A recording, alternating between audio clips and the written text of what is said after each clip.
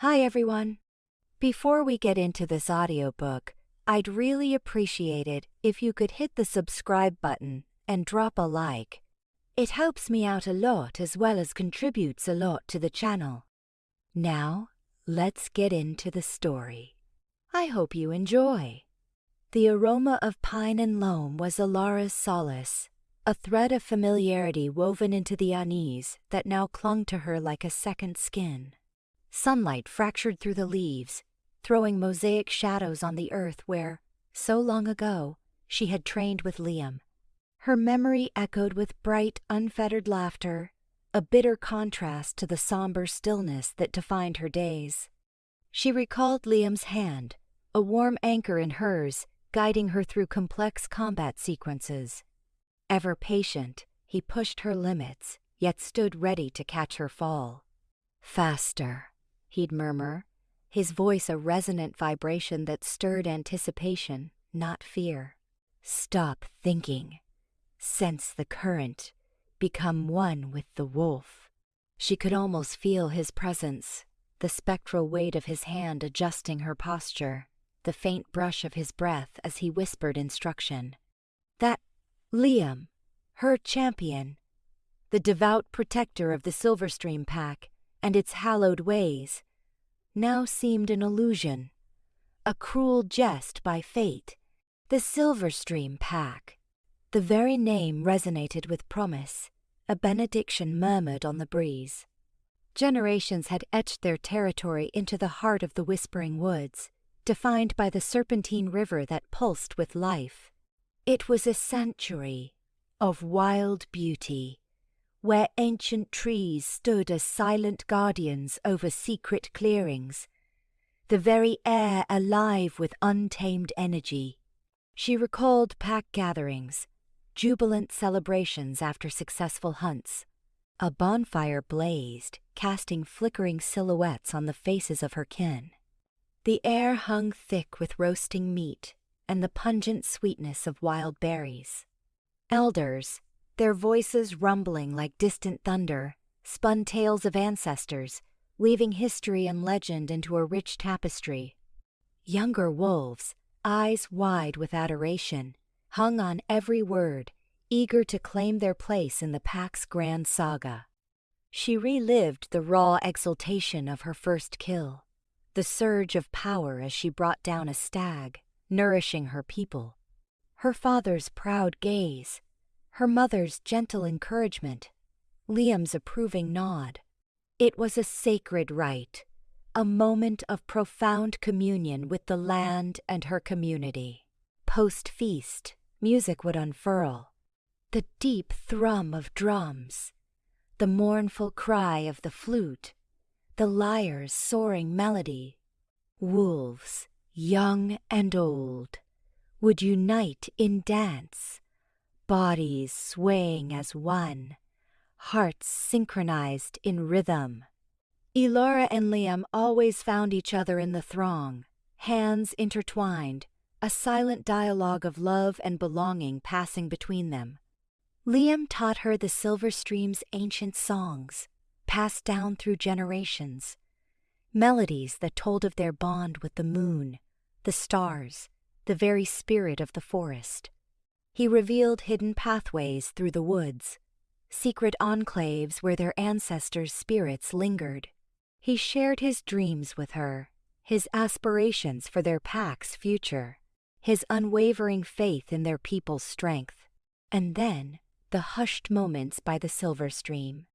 The water, liquid starlight, mirroring a sky dusted with diamonds. The river's constant murmur was a balm to the soul. For hours, Elara and Liam would sit in comfortable quiet. He would trace patterns on her skin, a feather-like caress.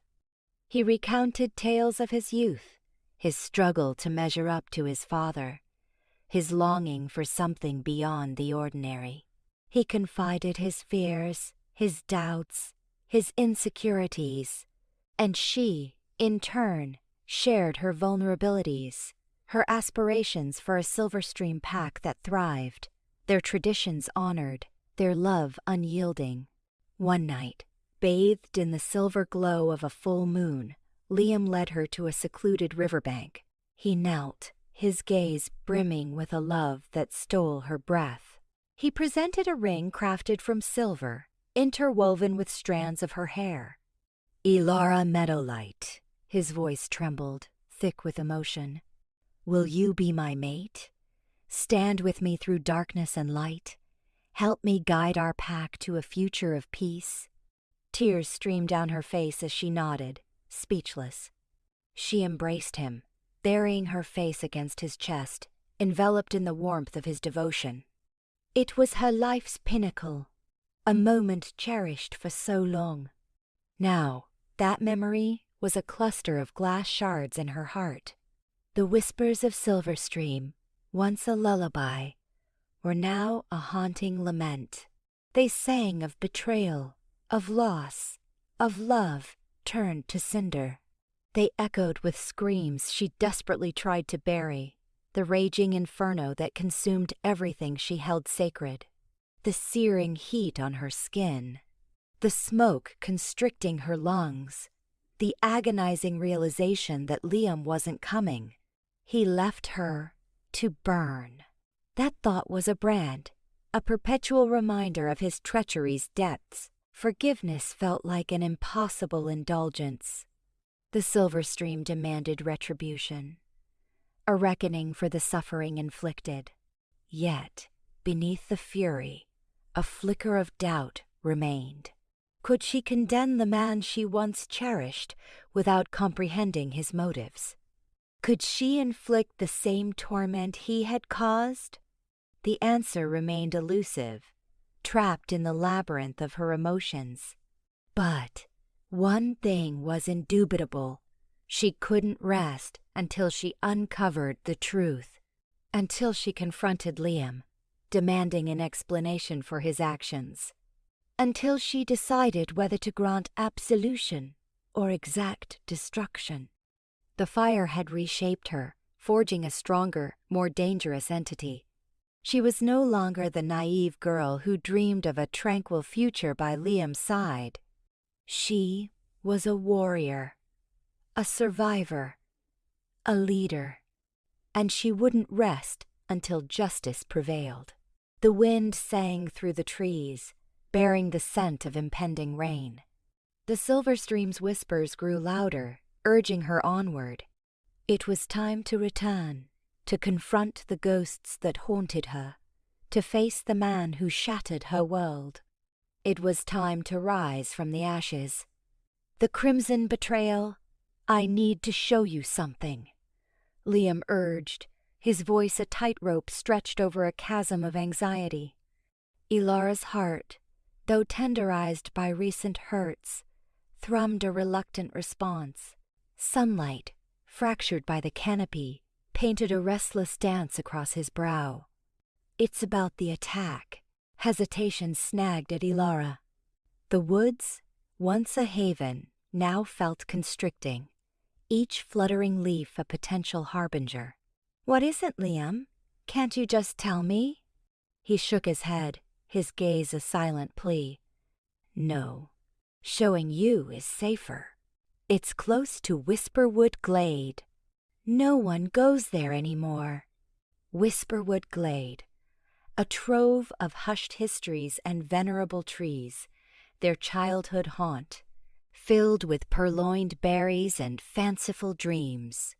A sharp tug of nostalgia threatened to unravel her composure.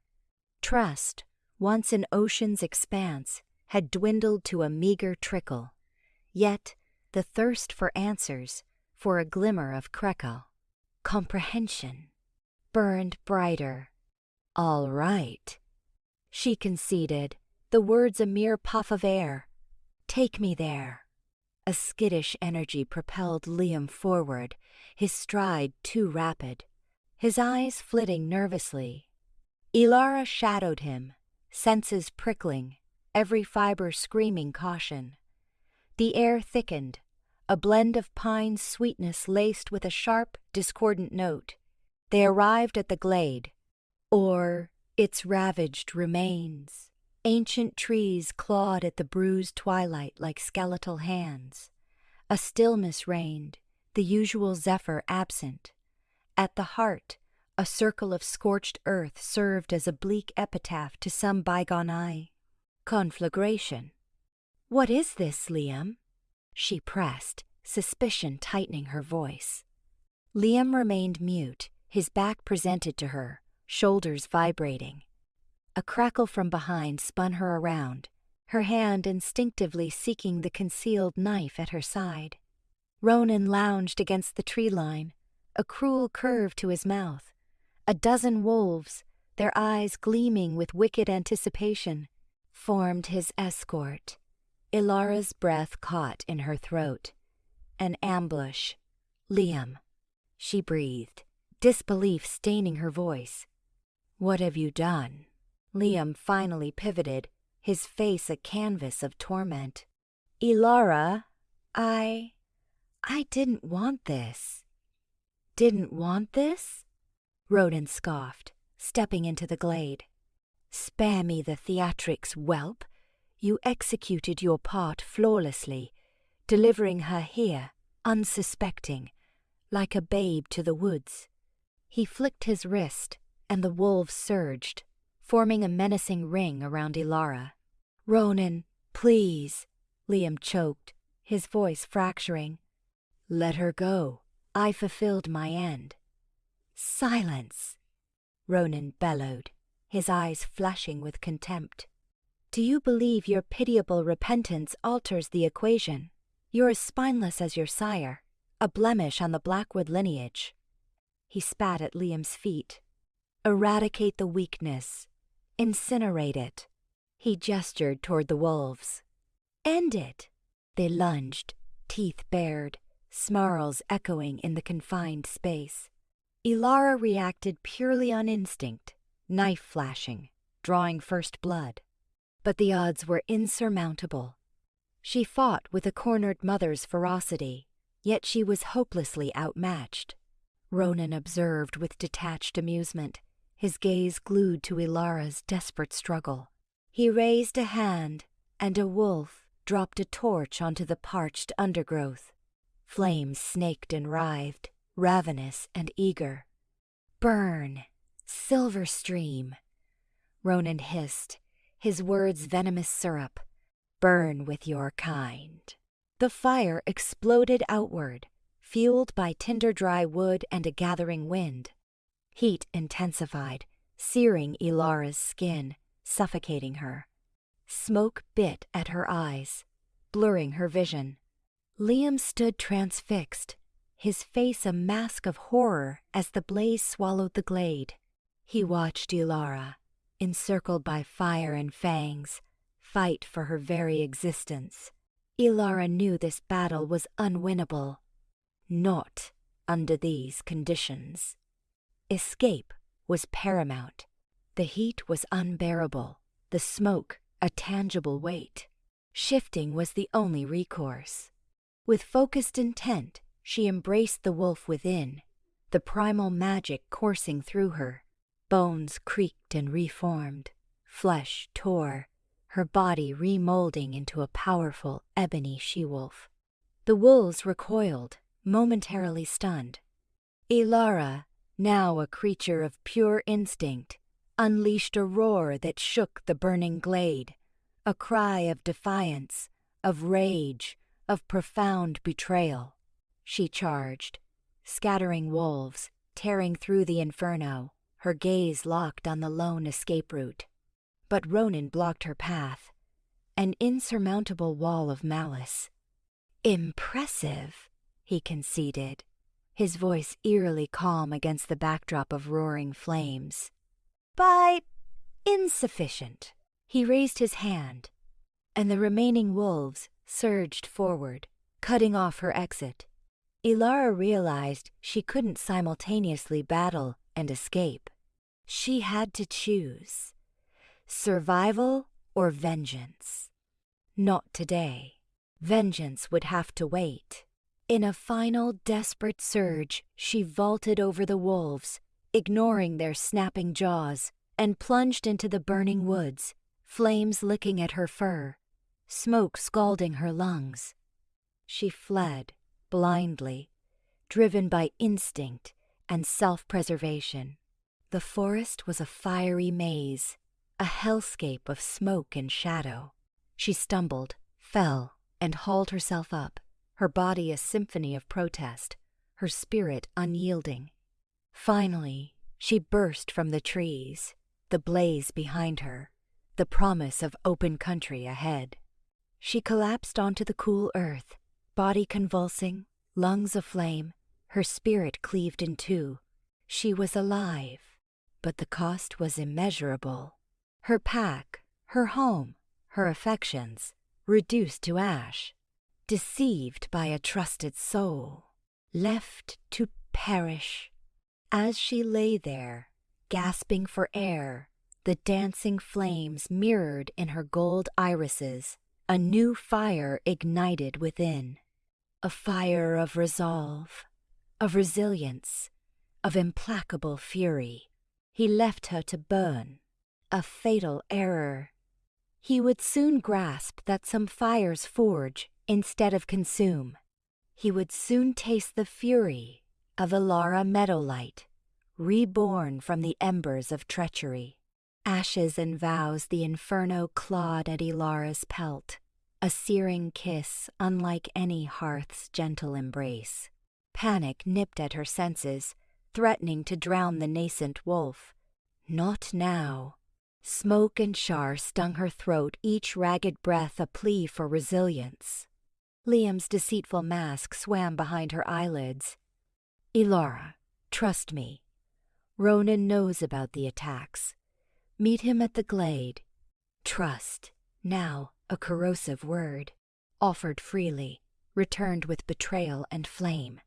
The blaze intensified, a howling cage of heat.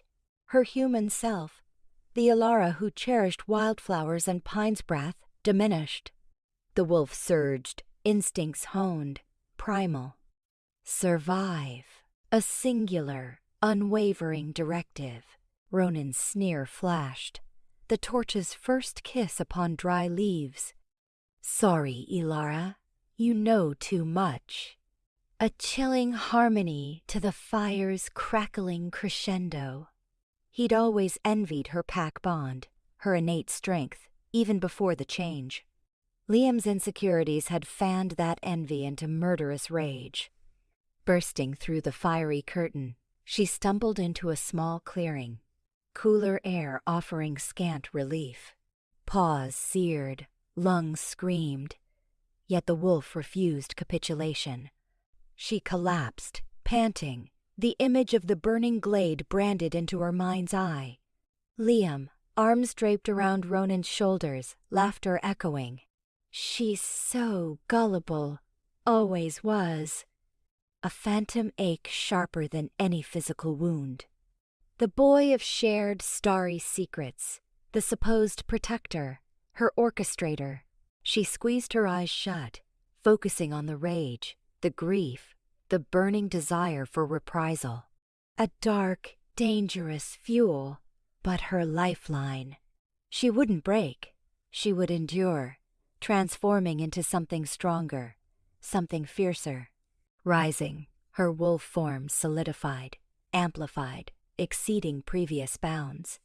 Pain lingered, a constant reminder of treachery, yet overshadowed by newfound resolve. No longer the naive innocent. She was a creature forged in fire, tempered by loss, driven by vengeance. The first howl ripped from her throat, a raw lament and untamed fury that pulsed through the burning forest. A promise, a declaration, a vow etched in the heart of the inferno. Liam, she snarled, the sound guttural, beastly, yet laced with chilling human intent. Ronin, you will pay, suffer as I have suffered. Watch everything you cherish crumble to ash, as you intended for me. The second howl resonated, carrying her vow on the wind. A challenge, a threat, a beacon cutting through the smoke. You let me burn. she rumbled, a voice that shook the earth. "Now witness my ascent." She pivoted, eyes glowing with unnatural intensity, and plunged back into the woods, the flames parting before her like supplicants, no longer fleeing, embracing the fire, becoming one with it, a force of nature, an instrument of vengeance. Liam, face paling as he watched the conflagration. Ronin, smirk faltering, doubt flickering in his gaze. They would rue this, rue their underestimation, rue their betrayal.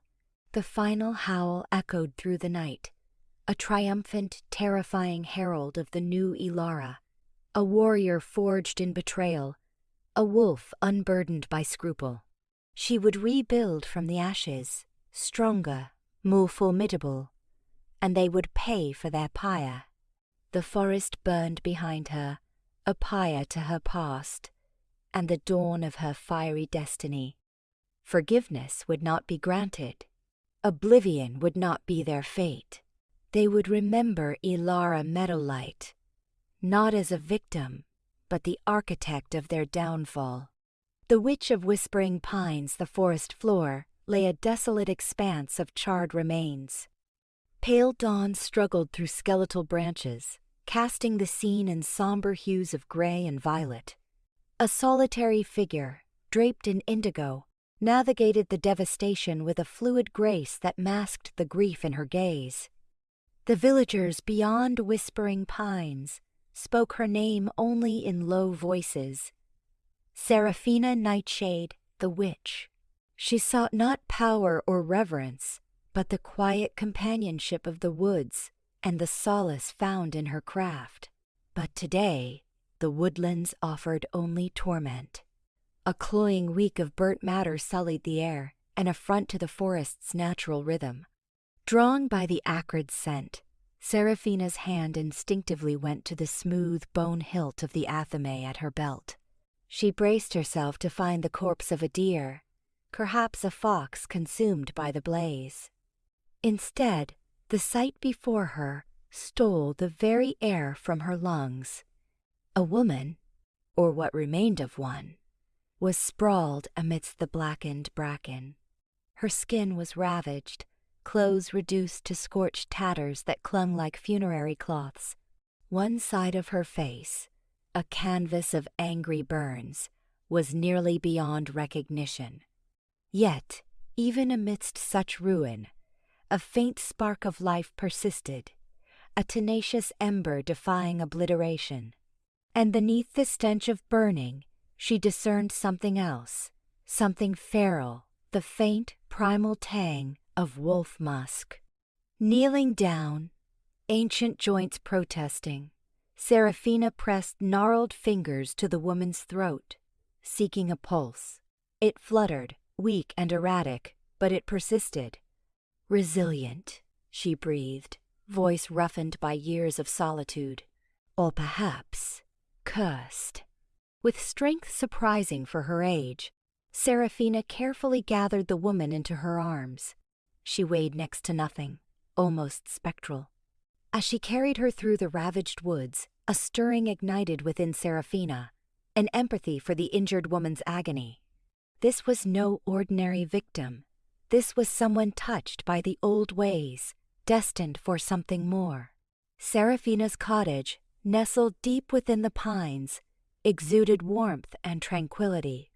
Bundles of drying herbs suspended from the rafters filled the air with pungent aromas, mingling with beeswax and wood smoke.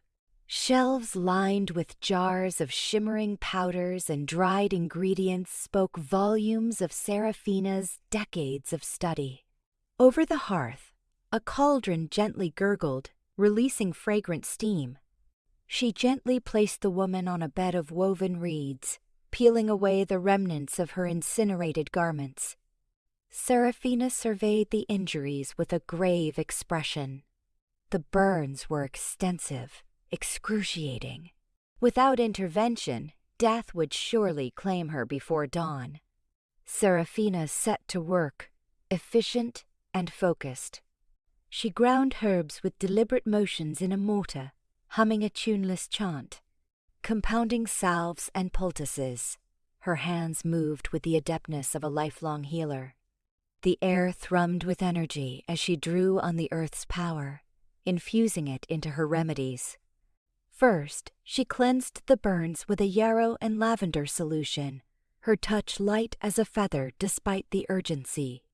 Next, she applied a thick, verdant paste of comfrey and aloe, its cooling properties offering meager respite. Lastly, she spun a spell of healing, her voice rising in a low, rhythmic incantation. The air shimmered around the woman, and a soft golden luminescence enveloped her. The hours unfolded in quiet vigil, a silent testament to healing and hope. Saraphina persevered, her focus absolute. As sunset approached, painting long shadows across the room, she finally permitted herself a moment of pause. Beside the bed, she watched the woman's face intently, seeking any flicker of improvement. Slowly, almost imperceptibly, the woman's respiration deepened. Her eyelids trembled, and a faint moan escaped her lips. Saraphina leaned closer, heart quickening with expectation. The woman's eyes flickered open, unfocused, clouded with pain. She gazed vacantly at the ceiling, her expression blank. Then, recognition sparked, followed by a wave of terror. She attempted to sit up, but her body remained too weak. "Where am I?" she murmured, her voice parched and barely audible. Saraphina placed a gentle hand on her arm. "You are safe, child. You are in my home." The woman's gaze sharpened, locking onto Saraphina. "Who are you?" "I am Saraphina. I found you in the woods. You were hurt." The woman's eyes dilated as memories rushed back the inferno, the treachery, the agonizing pain. She gasped, her body convulsing. "They tried to murder me." "I know," Saraphina said softly. "I sense the darkness surrounding you. Tell me your name, child." The woman hesitated, her mind whirling. Elara Meadowlight had perished, consumed by the flames. What remained was something different, harder, forged in fire and fueled by vengeance. I have no name," she croaked. "Not anymore." Saraphina studied her face, understanding in her eyes. "Then choose a new one. A name that reflects who you are now." The woman closed her eyes, contemplating. Images surged, the burning forest, but the trail, the wolf within. When she opened her eyes, they burned with a cold, unwavering resolve. "Call me Shadow," she uttered, her voice a mere whisper. "Shadow will suffice." Saraphina nodded slowly. "Shadow, an apt name for one who has walked through fire." After a pause, she added, "You have suffered greatly, child. That you are not broken. You possess strength beyond measure. The magic within you yearns to be released." Shadow gazed at her, questioning. "Magic?" "The wolf within," Saraphina explained. "It is more than mere instinct. It is a conduit to the earth's ancient power, a fount of resilience and strength. I can teach you to harness it, to control it." Shadow considered her words, weighing the possibilities. The future remained uncertain, but one thing was clear: she would never be a victim again. She would learn to fight, to defend herself, to mete out retribution. "I wish to learn," she stated, her voice firm despite her weakened state. "Teach me all you know." Saraphina smiled, a rare and radiant expression. "Then your journey commences now, Shadow. The path ahead will be long and fraught, but you will not tread it alone." She rose and went to the cauldron, stirring the simmering brew. "Drink this," she instructed, offering Shadow a steaming cup. "It will aid your healing." Shadow took the cup, fingers trembling. After a moment's hesitation, she drank deeply. The liquid was bitter and pungent, yet it warmed her from the inside, soothing her aching muscles and calming her racing heart. As she finished the last drop, a surge of energy coursed through her. Her senses heightened, and the world around her appeared sharper, more defined. She looked at Saraphina, gratitude and determination blazing in her eyes. "Thank you," she said, "for saving me." Saraphina shook her head. "I did not save you, Shadow. You saved yourself. I simply offered you a chance to rise from the ashes." She paused, her eyes reflecting a knowing sadness. "But be warned, child. Vengeance is a treacherous path. It can consume you, leaving you as empty and hollow as those who wronged you." Shadow met her gaze, unwavering. "I understand the risks, but I have no other choice. They stole everything. Now, I will take everything from them." Saraphina sighed. "Then may the spirits guide you, Shadow, and may you find solace, even amidst your vengeance." Turning to the window, she watched the encroaching darkness over the forest. "A storm gathers, child. Prepare yourself. The world will never be the same." Awakening the wildfire, the air thrummed with raw power, a stark contrast to the comforting warmth of a hearth. Beneath Elara's skin, volatile energy surged, causing her hands to tremble, not with apprehension, but with the untamed force clamoring for release. The once idyllic meadow, a tapestry of wildflowers, now bore the scars of her struggle, patches of scorched earth where her wild magic had erupted. "Discipline, Shadow," Saraphina instructed, her voice a steady anchor in the swirling chaos. A few paces away, her silver eyes mirrored the tiny conflagrations flickering around Elara's fists. "Don't view it as a consuming blaze, but as dormant heat, waiting for direction. Channel the inferno, do not let it master you. A formidable task." Every nerve pulsed with a blend of torment and thrilling potency. Elara squeezed her eyes shut, summoning the image of the serene stream that had once coursed through her home territory. Water, a soothing balm, fire's antithesis. Yet the inner tempest barely subsided. I can't," Elara choked out, her voice ragged. This unbridled magic felt foreign, intrusive, a parasite feeding on her fury and sorrow. Saraphina remained impassive. "You are capable. You must be. This power singled you out, Shadow. Or perhaps," she paused, her gaze intense, "it recognized a pre-existing spark. With a gesture, she indicated a circle of meticulously arranged stones on the ground. Enter the circle. Center yourself with each breath. Connect with the earth beneath you. Ground yourself. Shadow, you are not merely a vessel for the flame, but its master." Hesitantly, Elara stepped into the circle. The stones, cool against her skin, offered a fragile sense of equilibrium. She inhaled deeply, the scent of pine and damp soil flooding her senses. Exhale. The fiery tendrils still writhed, their hold lessening incrementally. "Good," Saraphina encouraged. "Now, visualize the fire. Observe its hues. Feel its intensity, but resist its control. You wield it. You are in command."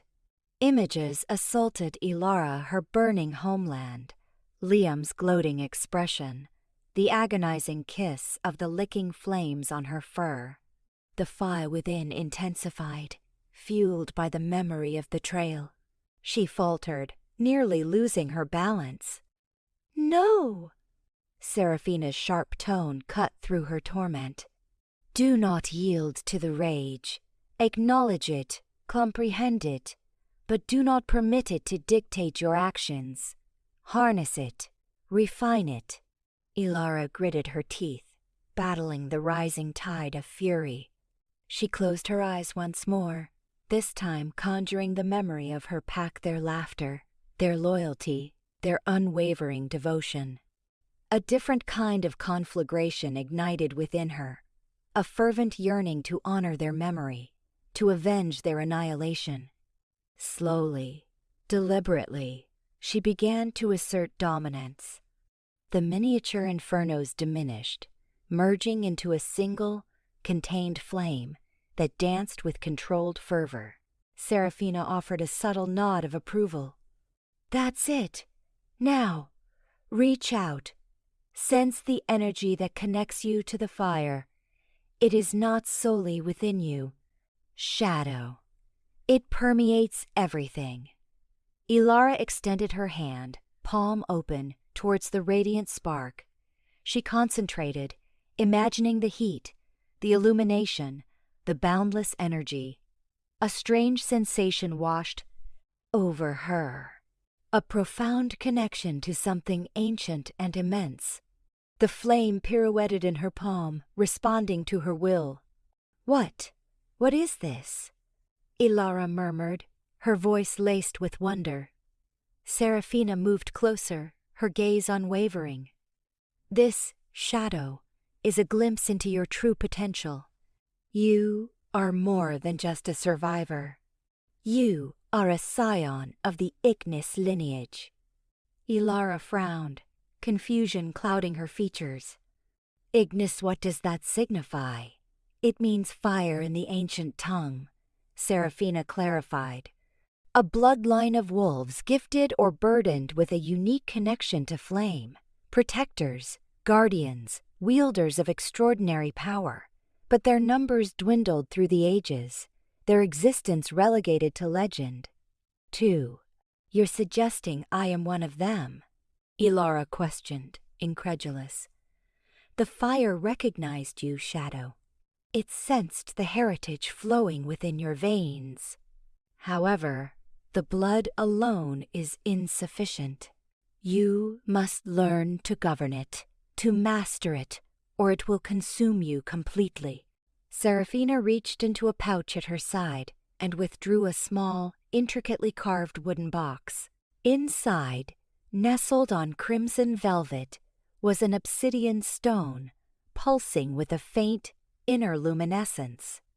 This is a focusing stone, she explained, offering it to Elara. It will aid you in channeling your magic, in directing it with precision. But be warned, Shadow. The Ignis lineage has enemies.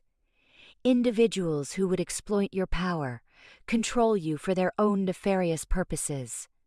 Elara accepted the stone, its sleek surface cool against her skin. A surge of power coursed through her, strengthening her connection to the fire. Who are these enemies? She asked, her tone hardening. That, Saraphina replied, her eyes narrowing, is a truth you will uncover in due time. For now, concentrate on mastering your gift. The path ahead is fraught with peril, Shadow.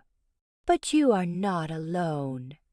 I will guide you, instruct you, prepare you for the trials that await. The air crackled with latent energy. The wildfire within Elara stirred, and with it, a destiny she could never have conceived. She met Saraphina's gaze, her expression unwavering. I'm ready, Elara declared, her voice infused with determination. Teach me everything. Forged in flame seasons spiraled, each revolution a blurred page in a forgotten almanac. Elara Meadowlight became a phantom echo, a cautionary tale whispered around crackling hearths. Shadow was real. Born in conflagration, quenched in grief, she was vengeance incarnate. The clearing, once home to Saraphina's haven, served as Shadow's proving ground. The hesitant wolf pup had vanished instead, stood a warrior, sculpted by relentless discipline, her gaze ignited with an inner inferno reflecting the magic she now wielded. Saraphina, a stern mentor, employed methods as keen and relentless as the antique armaments she occasionally brandished. Again! She'd snap, her voice a sharp chime against the dawn as Shadow drilled her katas. Sunlight flashed off the gleaming training sword, mirroring the sheen of perspiration on Shadow's face. Each deflection, lunge, and elegant spin was executed with a precision that belied the simmering ferocity beneath. She moved with a grace both chilling and captivating, a lethal ballet perfected daily. Saraphina rarely dispensed praise freely, yet Shadow discerned a flicker of satisfaction in her teacher's eyes, a tacit acknowledgement of hard-won progress. Combat extended beyond swords. Saraphina demanded proficiency in unarmed techniques, forcing Shadow to grapple with adversaries, tangible or spectral, armed with nothing but instinct and might. Sparring sessions were savage skirmishes, a blur of fur and fury, a desperate contest for dominance. Often, Shadow emerged bruised and battered, tasting the coppery tang of her own blood. Yet, with each setback, she absorbed, adapted, and grew more resilient. "The body is a tool, Shadow," Saraphina would declare, brushing dirt from her cheek. "Master it, refine it, transform it into an extension of your will." And she did. Physical conditioning was only half the equation. The true trial lay in mastering the Ignis lineage. In harnessing the wildfire within, Saraphina guided her through archaic rites, teaching her to channel the potent energy that surged through her. The focusing stone, cool against her skin, became her touchstone. With it, she could conjure flames that danced at her command, weaving intricate patterns in the air, erecting walls of inferno that resonated with untamed power.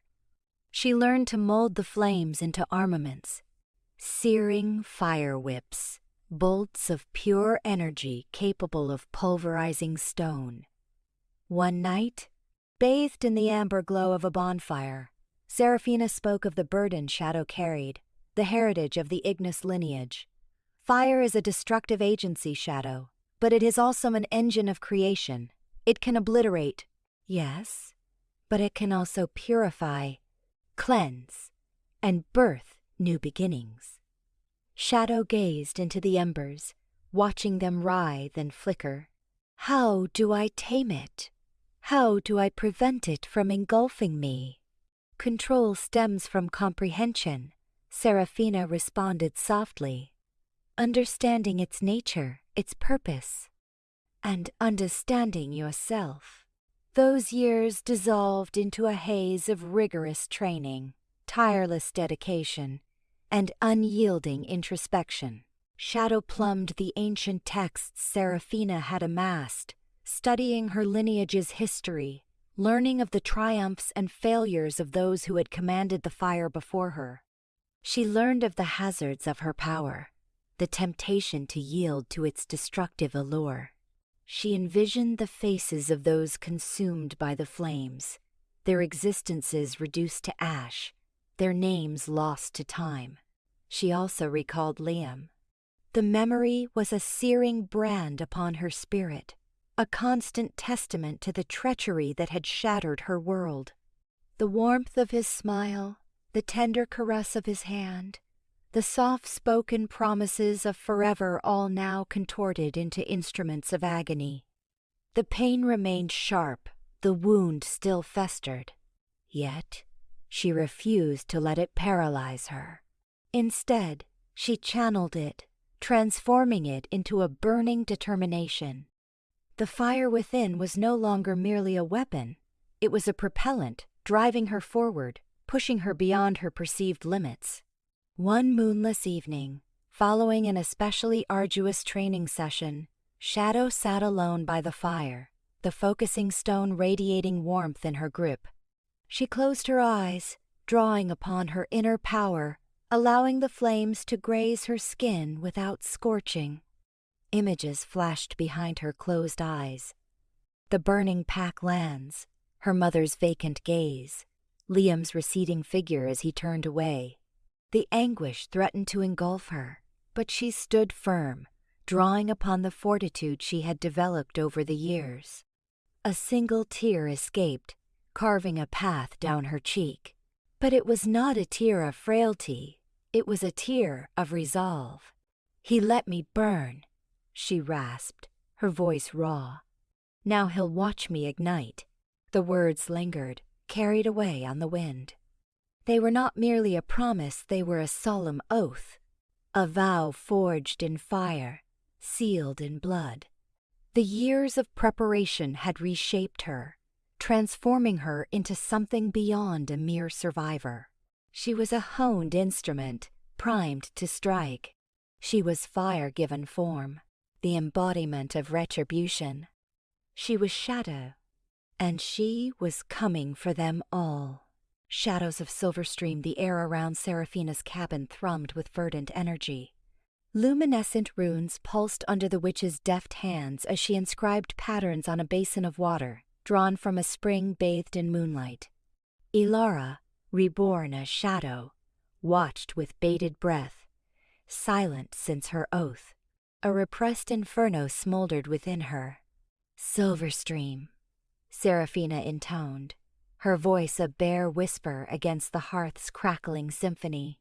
"Show us what shadows cling to Silverstream." The water shivered, then stilled, the reflecting surface offering not the room, but a worked vista of the Silverstream territory. The vibrant green was gone, replaced by a ghastly pallor, like the residue of a wildfire. The image sharpened, coalescing into a view of wolves, emaciated and listless, their coats unkempt, their eyes vacant. Shadow felt a pang, more acute than any training exercise had delivered. Her Paki, or what remained? Ronin, Saraphina spat, a name dripping with contempt. He reigns through dread. The vision shifted to the training grounds, where Ronin Blackwood stood on a crude dais, his massive frame looming over the assembled wolves. An amplified voice, courtesy of some hidden enchantment, resonated across the clearing. "Weakness is forbidden," he thundered, each syllable laced with poison. "Any hint of opposition, any murmur of defiance, will face swift and brutal reprisal." A youngling stumbled during a practice bout. Ronin's gaze narrowed, and with a sharp gesture, 2 hulking wolves seized the pup, hauling him toward a roughly constructed cage. "Let this serve as an example," Ronin's voice echoed. "Deficiency begets deficiency. Power alone holds value." The pup whimpered, his cries muffled, as he was thrust into the cage. Shadow's claws shot out, gouging the wooden floor. She yearned to rend Ronin, to obliterate his vile pronouncements. "He's leeching them dry," Saraphina stated, her tone somber. "Their morale, their livelihood, everything. He monopolizes the prime hunting grounds, leaving the others to wither. He demands utter subservience, stifling any spark of individuality." The vision blurred, and this time Shadow's breath hitched. Liam. He stood apart, shoulders slumped, eyes glued to the ground. He looked altered, thinner, haunted. The arrogance that once defined him had evaporated, replaced by a gnawing hollowness. "He is not flourishing," Shadow growled, her voice low. Saraphina inclined her head. Guilt gnaws at him. He witnesses Ronin's transformation, the monster he helped forge. But he's ensnared, imprisoned by his own choices. The vision tracked Liam as he slipped from the gathering, melting into the forest's dim embrace. His steps were heavy, his head bowed, as if burdened by the world's sorrow. he halted at a familiar glade, a haven where he and Elara once convened. He knelt, sketching patterns in the soil with a trembling digit. "Elara," he breathed, his voice barely audible even through the spellcraft. "What have I wrought?" Shadow's heart seized. She saw genuine remorse etched on his face, the torment reflected in his eyes. But the image of the ravaged forest, the screams of her kin, ignited within her mind, extinguishing any ember of taunt sympathy. "He deserves damnation," she snarled, her voice venomous. "He betrayed me, betrayed us all." Saraphina placed a gentle hand on Shadow's arm, her touch a surprising comfort. "Revenge is best savored deliberately, child. But don't let it consume you. Don't become the abomination you seek to vanquish." The vision shifted to Ronin within his opulent chambers. Surrounded by extravagance, he gorged himself on a sumptuous feast while his pack starved. A cruel, grating laugh that vibrated through Shadow shattered the awe. "Serenity. Fools." He sneered at some unseen lackey. "They believe they can defy me? They are nothing without my strength, my dominion." He paused, his gaze sharpening. "There are murmurs of a survivor, a ghost story, a warning from the past. Elara Meadowlight." He spat the name as if it were poison. "Find her. Annihilate her. Erase every trace of her existence. She is a blight on my power." Shadow's blood chilled to ice. He knew, he suspected. Nowhere felt safe, not even within Saraphina's sanctuary. The vision dissipated, the water in the bowl resuming its placid state. The runes faded, their emerald glow dying. Silence descended, thick and suffocating. "Paranoia grips him," Saraphina said, slicing through the stillness. His grasp on power tightens, but his control unravels. "He fears you, Shadow. Even in death, you haunt his waking thoughts." Shadow turned, her gaze drawn to the dancing flames. The fire writhed and shifted, mirroring the chaos within her. She had witnessed the suffering of her pack, Ronin's cruelty, Liam's anguish. She knew what had to be done. "I will not cower," she declared, her voice firm, unwavering. "I will not be some fading memory. I will become the tempest that shatters his dominion." She met Saraphina's gaze, her eyes radiating an intensity that rivaled the flames. "I must be stronger, faster more." Saraphina nodded, a knowing smile gracing her lips. "Then we shall continue your training. The Ignis lineage has far more to impart, and I possess secrets of my own to impart." She paused. "But remember, Shadow, power demands a sacrifice. Do not lose yourself in the abyss. Do not allow vengeance to wholly consume you." Shadow held her gaze, her expression resolute. "I will not," she vowed. "I will harness the darkness to ignite the light. I will avenge my pack. And Ronin Blackwood will atone for his transgressions." She turned back to the fire, her eyes fixated on the leaping flames. "He let me burn. Now he'll watch me rise." The words resonated within her, a constant reminder of her purpose, her torment, her unwavering resolve. The shadows of Silverstream had unveiled the path ahead, a path forged from fire, fueled by vengeance, and illuminated by the faint glimmer of hope for a future unburdened by Ronin's tyranny. Return of the blazing wolf, Ronin's gloating visage, the haunted gazes of her brethren. Liam's defeated posture, these specters still haunted Elara's mind. Saraphina's magic had seared them into her very being, an unremitting, agonizing brand. Even slumber offered no sanctuary, only a recurring loop of the horrific event. Before the sun crested the horizon, she was up, the air inside Saraphina's abode saturated with herbal fragrances and the tang of burning wood. Within her, the resolve comtrad, hardened. A frigid weight settled deep within her core. She was going back to Silverstream. Saraphina was already stirring, tending the hearth. In the flickering illumination, her ancient eyes reflected the blaze as she observed Elara's approach. "The currents carry whispers of your intention," she croaked, her voice weathered by time. "Silverstream beckons, yet it is a deceptive call. Do you truly possess the fortitude to resist its allure?" Elara returned her gaze, a new steely determination hardening her own. "Elara Meadowlight is gone," she declared, the name leaving a bitter aftertaste. "I am Shadow now, and I refuse to be silenced." Saraphina offered a deliberate nod. "The path ahead teems with dangers. Ronin is no simpleton. Anticipate his preparations, his heightened defenses, and a tightened grip."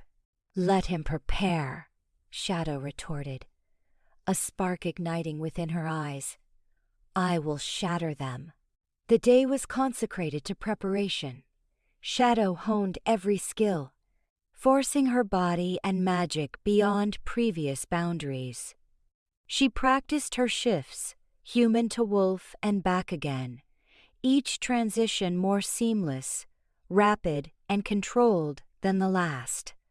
Power surged within her, a wild, untamed force demanding release.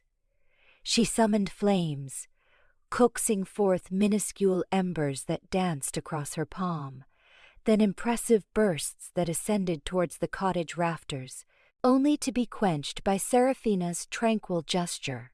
As twilight descended, Saraphina presented a cloak woven from captured shadows.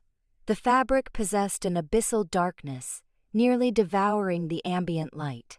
"This will mask your presence, your scent and outline," she stated, offering it to Shadow. "It is imbued with ancient magic, a bulwark against intrusive gazes and ill-intended forces. But its protection is not absolute. Employ it with discretion." Shadow accepted the cloak, her fingers tracing the smooth, cool texture. It felt akin to a second skin, an armor against the world's sharp edges. She draped it around her shoulders, the dark fabric enveloping her, blurring her form. The transition from Elara to Shadow felt complete. "Tell me of Liam," Shadow intoned, her voice low and ominous. Saraphina sighed, her gaze drifting into the distance. "Liam was once a commendable wolf, devoted, empathetic. His love for Elara ran deep, but Ronin perverted him. He exploited Liam's ambition, his thirst for influence. He offered him a position by his side, a portion of his dominion. Blinded by aspiration, made a fateful choice, one that will plague him for the remainder of his existence. Plague him," Shadow scoffed with derision. "He deserves more than a haunting. He betrayed me. He betrayed our brethren." "Vengeance will consume you entirely, Shadow," Saraphina cautioned, her voice underscored with unease. "It is an insatiable beast, never appeased. Don't let it dictate your actions." Shadow turned away, her jaw muscles clenched tight. "I do not seek vengeance," she declared, though the falsehood tasted foul. "I seek only justice." "The two are not synonymous." Saraphina approached, placing a hand upon Shadow's arm, her touch surprisingly firm, grounding. "Justice doesn't always reside in retribution," she spoke softly. "Sometimes it's found in restoration, in rebuilding, in absolution." Shadow shook her head, recoiling from Saraphina's touch. "Absolution is a luxury beyond my reach," she stated, her voice frigid. "Not yet." Before departing, Shadow knelt before Saraphina. "I am deeply indebted to you. I thank you." Saraphina offered a melancholic smile. "Be vigilant, child. The wolf you are becoming possesses great might, but it is also vulnerable. Do not allow rage to blind you to the perils that lie ahead." Shadow nodded, her gaze fixed upon the distant horizon. "I will not falter." She stepped from the cottage, the cloak billowing around her, and vanished into the encroaching gloom. The forest enveloped her, the ancient trees murmuring secrets to the wind. She shifted into her lupine form, her fur the color of midnight, her eyes glowing with a fierce internal fire. She drew a deep breath, inhaling the scent of pine and damp earth, the familiar aromas of her homeland. Now, however, they carried the tang of treachery. She broke into a run, her paws striking the forest floor. She moved with previously unknown velocity and grace, the primal power of the wolf coursing through her. The journey to Silverstream was extensive, but she would not be deterred. She would reach her objective, confront Ronin, and face Liam. They would atone for their transgressions. As she raced onward, she conjured memories of her pack, of happier times preceding Ronin's arrival, before the duplicity, before the inferno. She recalled their joyous laughter, their shared camaraderie, their steadfast loyalty.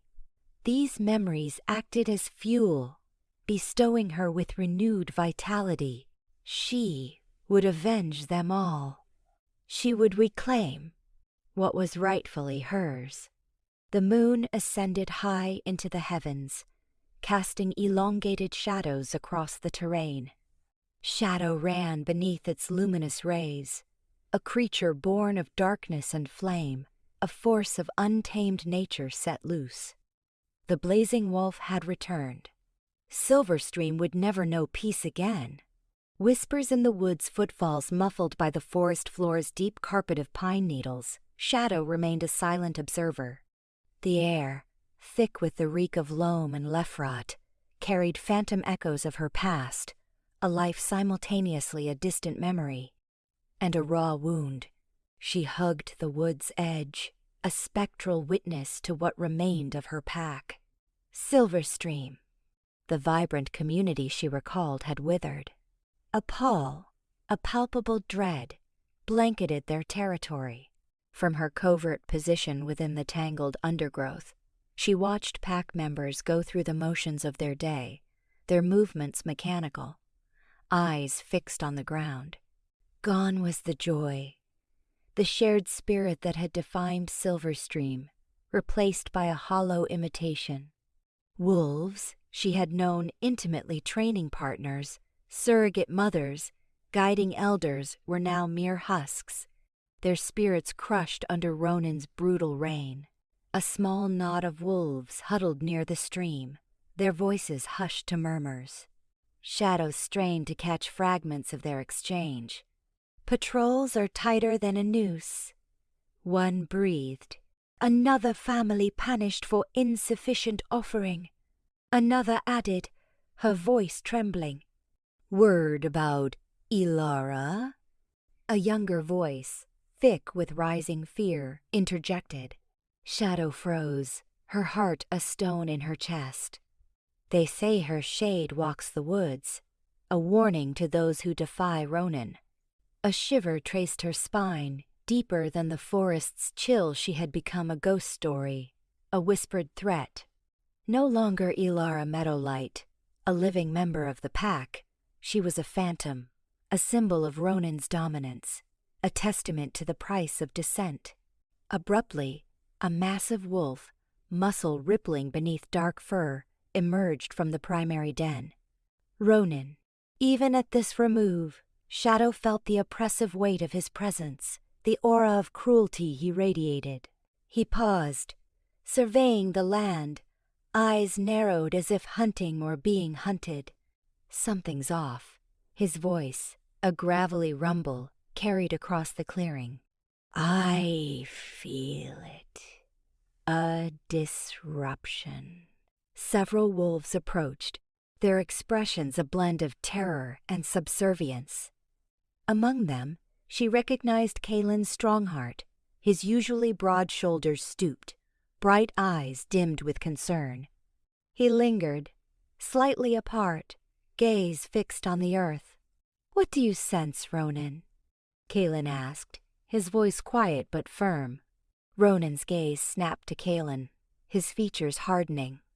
"Don't question me, Kaelin. Just prepare. Something is stirring, something unnatural." He paused, inhaling deeply. "It carries the scent of fire." Kaelin's eyes flickered, but he quickly regained composure. Shadow watched him, detecting a spark of defiance beneath the veneer of control. He was among the few with an enduring moral compass, a deeply ingrained sense of right. She wondered if the values they once shared still flickered beneath the surface. Ronin pivoted, addressing the pack with booming authority. "Double the patrols. Scour the perimeter. Turn over every stone. And anything suspicious report it at once."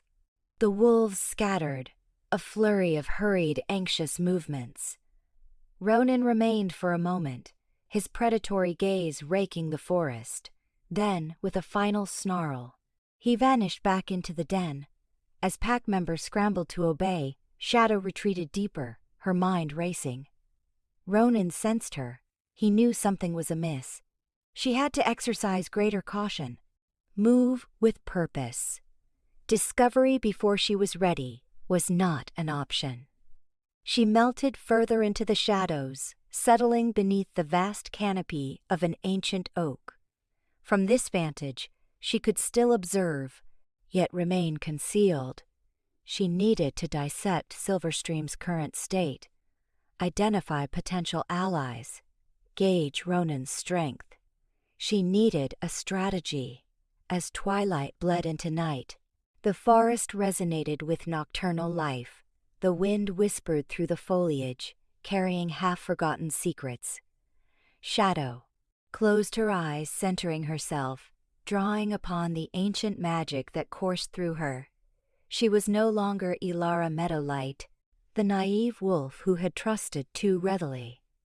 She was Shadow, a force of nature, a creature of fire and retribution. Later that evening, under the veiled light of the new moon, Lyra Swiftfoot, a young she-wolf celebrated for her quick wit and resourcefulness, stole out of her dwelling. Her twilight-hued fur blended seamlessly with the gloom. Clutching a small bundle of herbs, she moved with furtive caution, pausing to listen for the telltale sounds of patrolling wolves. Certain she was alone, she placed the bundle on a mossy stone and spoke in a hushed, trembling tone. "Elara," she whispered, her eyes darting across the darkness. "If you're out there, if you can hear me, we haven't forgotten. We know what Ronin did, and we're waiting for a chance to strike back." Shadow, nestled within the nearby trees, felt a surge of emotion, hope, a dangerous sentiment, yet undeniably potent. Lyra was a beacon in the gloom, proof that not all of Silverstream had succumbed to Ronin's tyranny. She remained concealed, unwilling to expose herself prematurely, yet Lyra's words resonated deep within her soul. She was not alone. That knowledge lent her strength, fortifying her resolve to reclaim her home and avenge her fallen pack. The whispers in the woods grew louder, signaling that the hour of reckoning approached. Seeds of rebellion, Ronin's oppressive aura permeated Silverstream territory, stifling the very air. Where Elara Meadowlight's laughter once echoed, Shadow now drifted. A spectral presence, hulking figures, Ronin's enforcers, patrolled the borders, their vacant eyes mirroring the leader's cold ambition. Hunger, a persistent ache, plagued the pack, a direct consequence of Ronin's greed. His diversion of prime kills for his inner circle. One eve, near the Whispering Falls, Elara discovered Willow, a gaunt mother with ribs stark against her fur, sheltering her whimpering pups. By Ronin's decree, sustenance was denied to the unproductive, a category that cruelly included nursing mothers. Unseen, Shadow deposited a fresh rabbit near their meager den, the warmth of its life still clinging to it. She retreated into the obscurity, observing as Willow, her gaze darting with apprehension, cautiously retrieved the offering. The following day, Elara observed Kalen's strong heart, his repute for fortitude always tempered by subtle dissent, overseeing the pitiful ration distribution. She witnessed him grant Willow a slightly larger portion, an almost imperceptible adjustment designed to avoid detection, yet meaningful. Their eyes met, a spark of silent understanding acknowledging the injustice festering within their community. Later that week, Elara found Lyra Swiftfoot near the training grounds, her movements honed with fierce resolve, each strike a manifestation of barely suppressed fury. "He deceives you, Lyra," Elara breathed, her voice a sibilant whisper meant for her ears alone. "He proclaims Silverstream's strength, our prosperity. Yet, look around. Witness the famished eyes, the terrified hearts."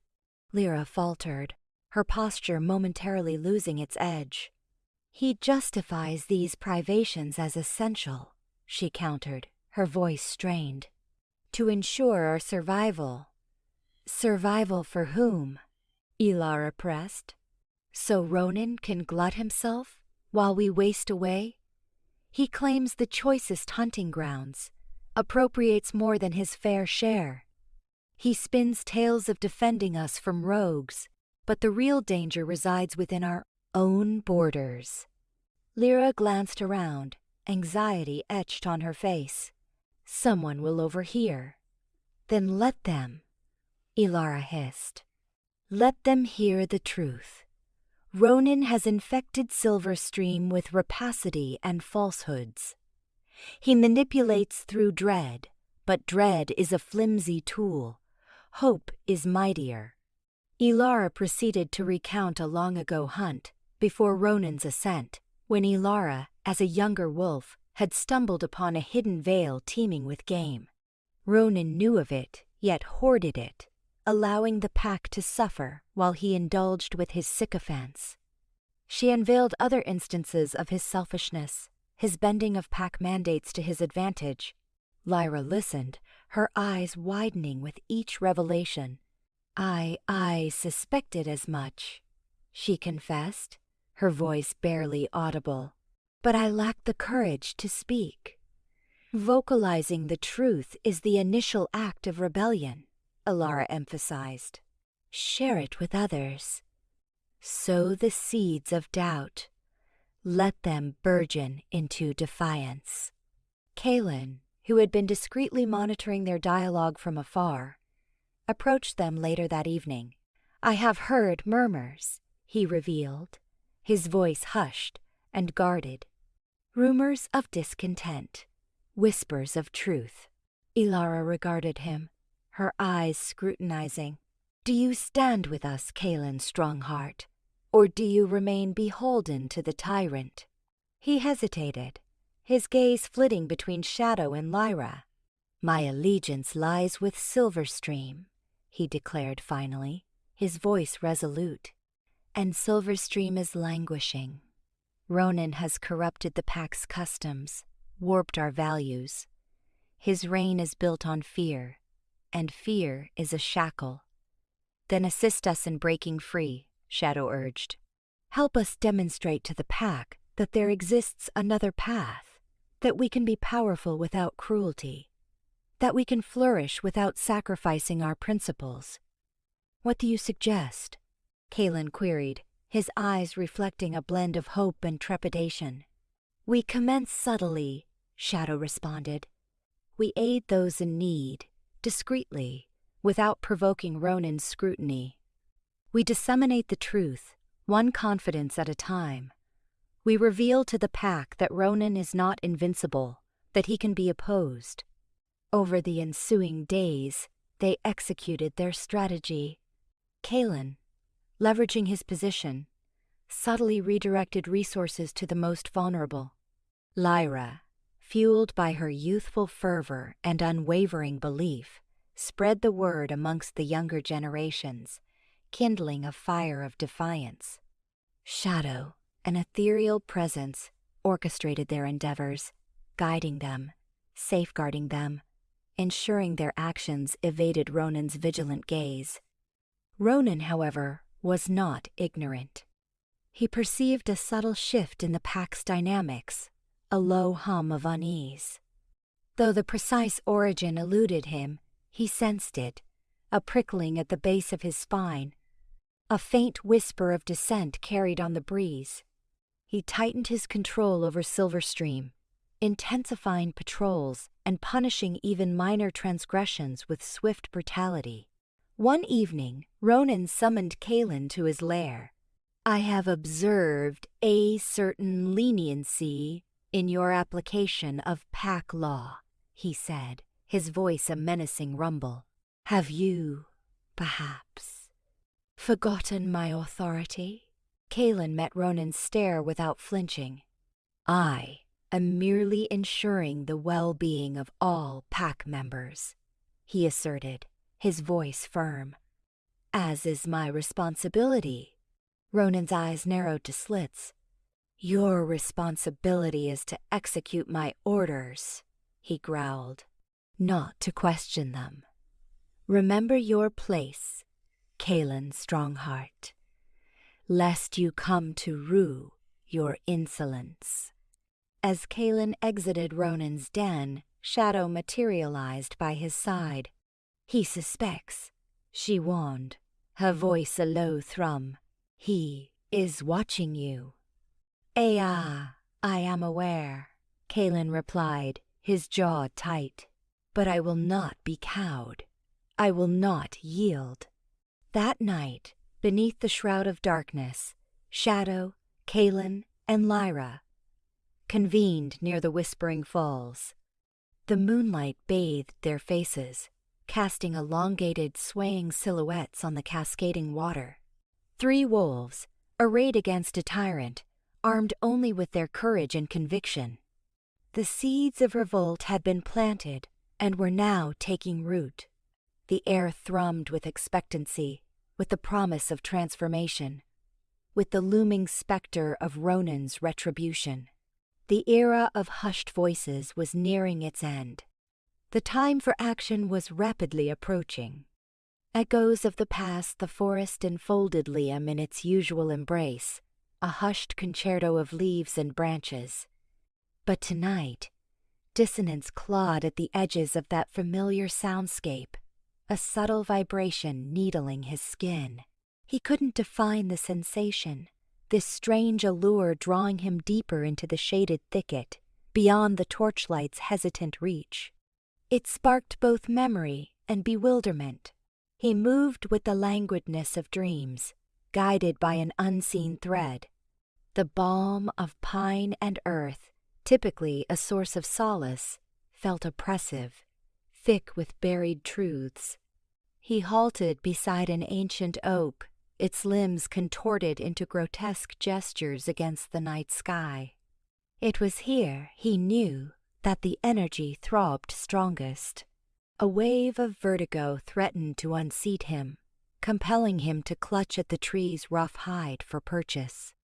Then, the flood, memories, unwelcome and sharp-edged, crashed over him. Elara, incandescent with laughter, her silver hair catching the moon's ethereal glow as they sprinted through these fairy woods. Elara, her gaze brimming with innocent trust as she shared her hopes. Elara, her hand fitting perfectly in his, a promise of shared futures sworn beneath the boughs of this very oak. He stumbled back, a strangled gasp escaping his lips. The visions were piercingly vivid, their authenticity a torment. He deliberately kept these recollections at bay, especially since the conflagration. He squeezed his eyes shut, fighting to quell the images, the guilt gnawing at his core. Futile. They remained, an ever-present, agonizing indictment of his failures, his cowardice. He saw her face twisted in agony, heard her screams riding the inferno's roar, felt the searing kiss of the flames as he fled. He hadn't intended any of this. He'd merely obeyed his father's dictates. Ronin claimed Elara's lineage posed a threat, a danger to the pack's future. He'd swallowed those words, or at least, pretended to. He was young then, malleable, desperate for paternal validation. But now, standing amidst the woods that echoed with shared moments, a gnawing suspicion took root. He'd been a pawn, manipulated. Ronin's ambition had always blazed like an untamed wildfire, and Liam, he now understood, had been mere kindling, readily consumed. He opened his eyes, surveying the encircling woods. The alien energy lingered, pulsating, growing in intensity. It felt like rebellion, like the hushed promise of reckoning. He pivoted, heading back toward pack territory, his pace quickening with newfound resolve. He needed answers from his father. He demanded the unvarnished truth regarding that night. He needed to unravel the reason why Ronin had branded Elara a menace deserving such a brutal end. He found Ronin in his study, engrossed in maps and ledgers. The room reeked of affluence, a curated exhibition of trophies and spoils from conquered packs. It was a testament to Ronin's rapacious hunger for control. "Father." Liam's voice was strained. Ronin looked up, his gaze, as cold and hard as polished steel, narrowing imperceptibly. "Liam, what is it?" "I need to know about Elara," Liam pressed, his tone gaining conviction. "The real story." Ronin's features hardened. "The past is best left undisturbed, Liam." "I can't leave it buried," Liam countered, fists clenching. "I need to understand. Why her death? What threat did she embody?" Ronin pushed back his chair, his imposing form casting Liam in shadow. "She was vulnerable, Liam, her lineage compromised. She would have corrupted the pack. I acted to safeguard our future." "That's a lie," Liam spat, his voice trembling with rising fury. "She was resilient, devoted, compassionate. She would have sacrificed everything for this pack." "Sentiment is a liability, Liam," Ronin hissed, his voice dripping with contempt. "You must learn to master it. Elara was an error in judgment, one I corrected. You should be grateful." "Grateful." Liam's laugh was a hollow, brittle sound. "I feel only shame. I stood by and let her perish. I let you mold me into a tool of your depraved schemes." Ronin advanced, his eyes blazing with incandescent rage. "You will not address me in that manner, Liam. I am your father, your alpha. You owe me respect." "Respect is earned, father," Liam retorted, holding his ground. "And you have forfeited mine. You deceived me, exploited me, and used me to extinguish an innocent life." He paused, drawing a deep breath, bracing himself for the confrontation. "I reject the notion that you acted for the pack's protection, father. I believe you feared her potential, the prospect that she might one day supplant your reign." Ronin's face twisted into a grotesque mask of fury. He raised a hand, as if to strike Liam down, then hesitated, his eyes flickering with an odd, disquieting emotion. "You're growing tiresome, Liam. Excessive introspection breeds weakness." Ronin sighed, his shoulders slumping almost imperceptibly, and for a fleeting instant, Liam glimpsed something beyond tyrannical fury, perhaps a flicker of pain, or even remorse. But it was extinguished as quickly as it appeared. "Enough!" You will dismiss this conversation. You will dedicate yourself to your pack duties, and you will never utter Elara's name again. Understood? Liam locked eyes with his father, his heart thundering in his chest. He knew he should concede, that defying Ronin invited ruin. But something recalibrated within him, a spark of defiance that refused to be quelled. No, he said, his voice barely audible, yet firm and unyielding. I don't understand, and I won't forget. Ronin's eyes narrowed to slits, his face once again a mask of ruthless command. The fleeting glimpse of vulnerability had vanished, replaced by implacable authority. Then you leave me no recourse, Liam. He turned, striding towards the window, his back to Liam. Guards, he roared, his voice echoing through the opulent space. Confine Liam to the dungeons. He will remain there until he learns obedience. Liam stood firm, his gaze fixed on his father's back.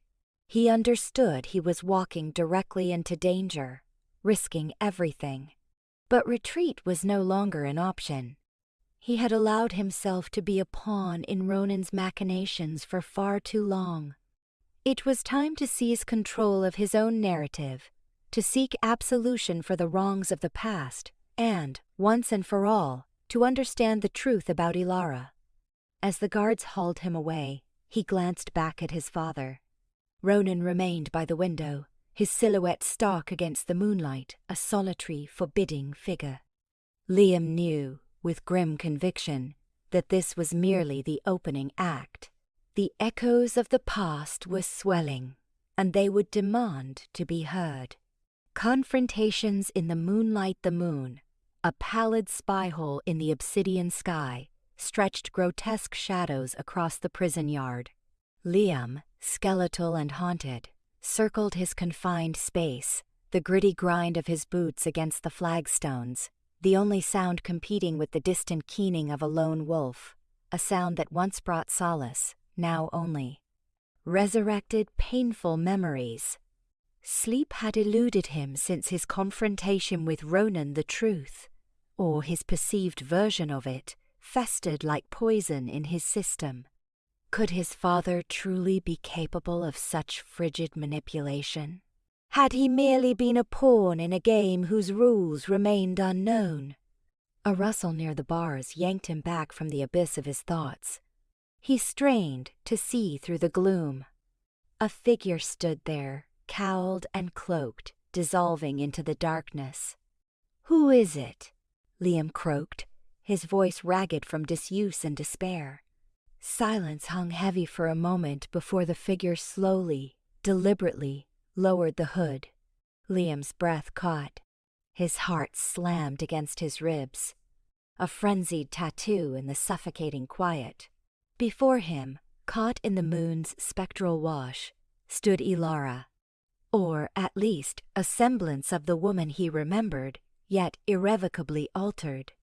Her face was drawn, sharpened, the youthful softness replaced by a granite resolve.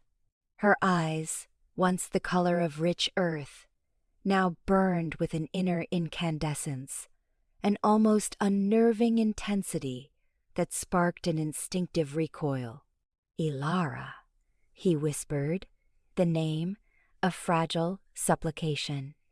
"But how? I witnessed air." He couldn't force the words past the lump in his throat, the image of the blazing pyre branded into his mind. A humorless expression flickered across her face, a mere echo of the Elara he once cherished. "You saw what Ronin orchestrated, Liam. You believed what he intended you to believe." He recoiled, his back hitting the cold stone. Her presence detonated against his senses like a thunderclap. "But the flames everyone swore, the flames were tangible, Liam," she said, her voice a low thrum, laced with a wildness that now pulsed within her. "But Dethe, that wasn't my destiny." He extended a trembling hand, as if to ground himself in her reality, to ensure she wasn't a phantom conjured by his guilt. She didn't shy away, yet her gaze remained unflinching, almost accusatory. What became of you? He asked, his voice a mere thread. I've been reborn, Liam, she responded, her eyes flaring. I've become something more potent, something indomitable. She advanced, and he felt heat emanating from her, not the tender warmth he recalled, but a raw, untamed energy that caused the air to shimmer around her. Ronin presumed he could obliterate me, expunge me, she pursued, her voice hardening with each word. He imagined he could shatter me, but fire doesn't annihilate, Liam. It purifies, it tempers, it births. She shifted, and the lunar glow illuminated the side of her throat, revealing a ghastly mosaic of scars, contorted flesh where smooth skin had once been. The sight stole the air from his lungs, a tangible representation of the torment she'd endured. These are his brands, Liam, she articulated, her voice constricted with restrained fury. These are the reminders of his treachery. This is the ember that ignites me. He crumpled to his knees, crushed by the immensity of her suffering, the crushing weight of his own culpability. Elara, I was ignorant. I swear I had no inkling of his machinations. She gazed down at him, her expression inscrutable. Were you truly blind, Liam? Did you not suspect something amiss? Did you never question his agenda? Or were you too seduced by ambition, too desperate to curry favor with your father, to discern the charade? He winced at her accusations, each one a barbed dart finding its mark. I was compliant, he conceded, his voice thick with mortification. I craved his validation. I desired dominion. And you secured it, didn't you? She countered, her voice laced with venom. You obtained the power he dangled before you, purchased with my annihilation. Tears cascaded down his face, scalding and bitter. I beg your forgiveness, Elara, he choked out. I am profoundly sorry. I would relinquish everything to rewind time. Anything. Silence stretched, thick and suffocating, as she scrutinized him with an intensity that felt like exposure. Then, she lowered herself to the ground, her eyes level with his. Apologies are insufficient, Liam, she uttered, her voice quieter, yet no less firm. Apologies cannot resurrect the dead. Apologies cannot erase these wounds. Apologies cannot undo the devastation you helped unleash. She reached out and lightly grazed his cheek, her fingers surprisingly icy against his feverish skin. But perhaps it can serve as a genesis. Perhaps it can mark the dawn of something transformed. She retracted her hand and rose, her silhouette once more enveloped by shadow. I didn't seek your contrition, Liam, she said, her voice sharpening once more. I sought to unveil what Ronin has wrought. I sought to reveal what you aided in constructing. What is your demand? He asked, his voice ragged with anguish. I demand that you awaken, Liam, she responded. I demand that you perceive the veracity. I demand that you pledge allegiance. And I demand that you comprehend that now neutrality is not an option. With that, she pivoted and vanished back into the shadows, leaving Liam alone in his cell, the moonlight now feeling colder, more condemning than before. He was no longer merely a prisoner confined by Ronin's design. He was a captive of his own burdened soul, haunted by the specter of the woman he betrayed, and confronting a decision that would dictate not just his own future, but the very essence of Silverstream. The atmosphere vibrated with unshed words, with the immensity of what loomed ahead. The chase was on.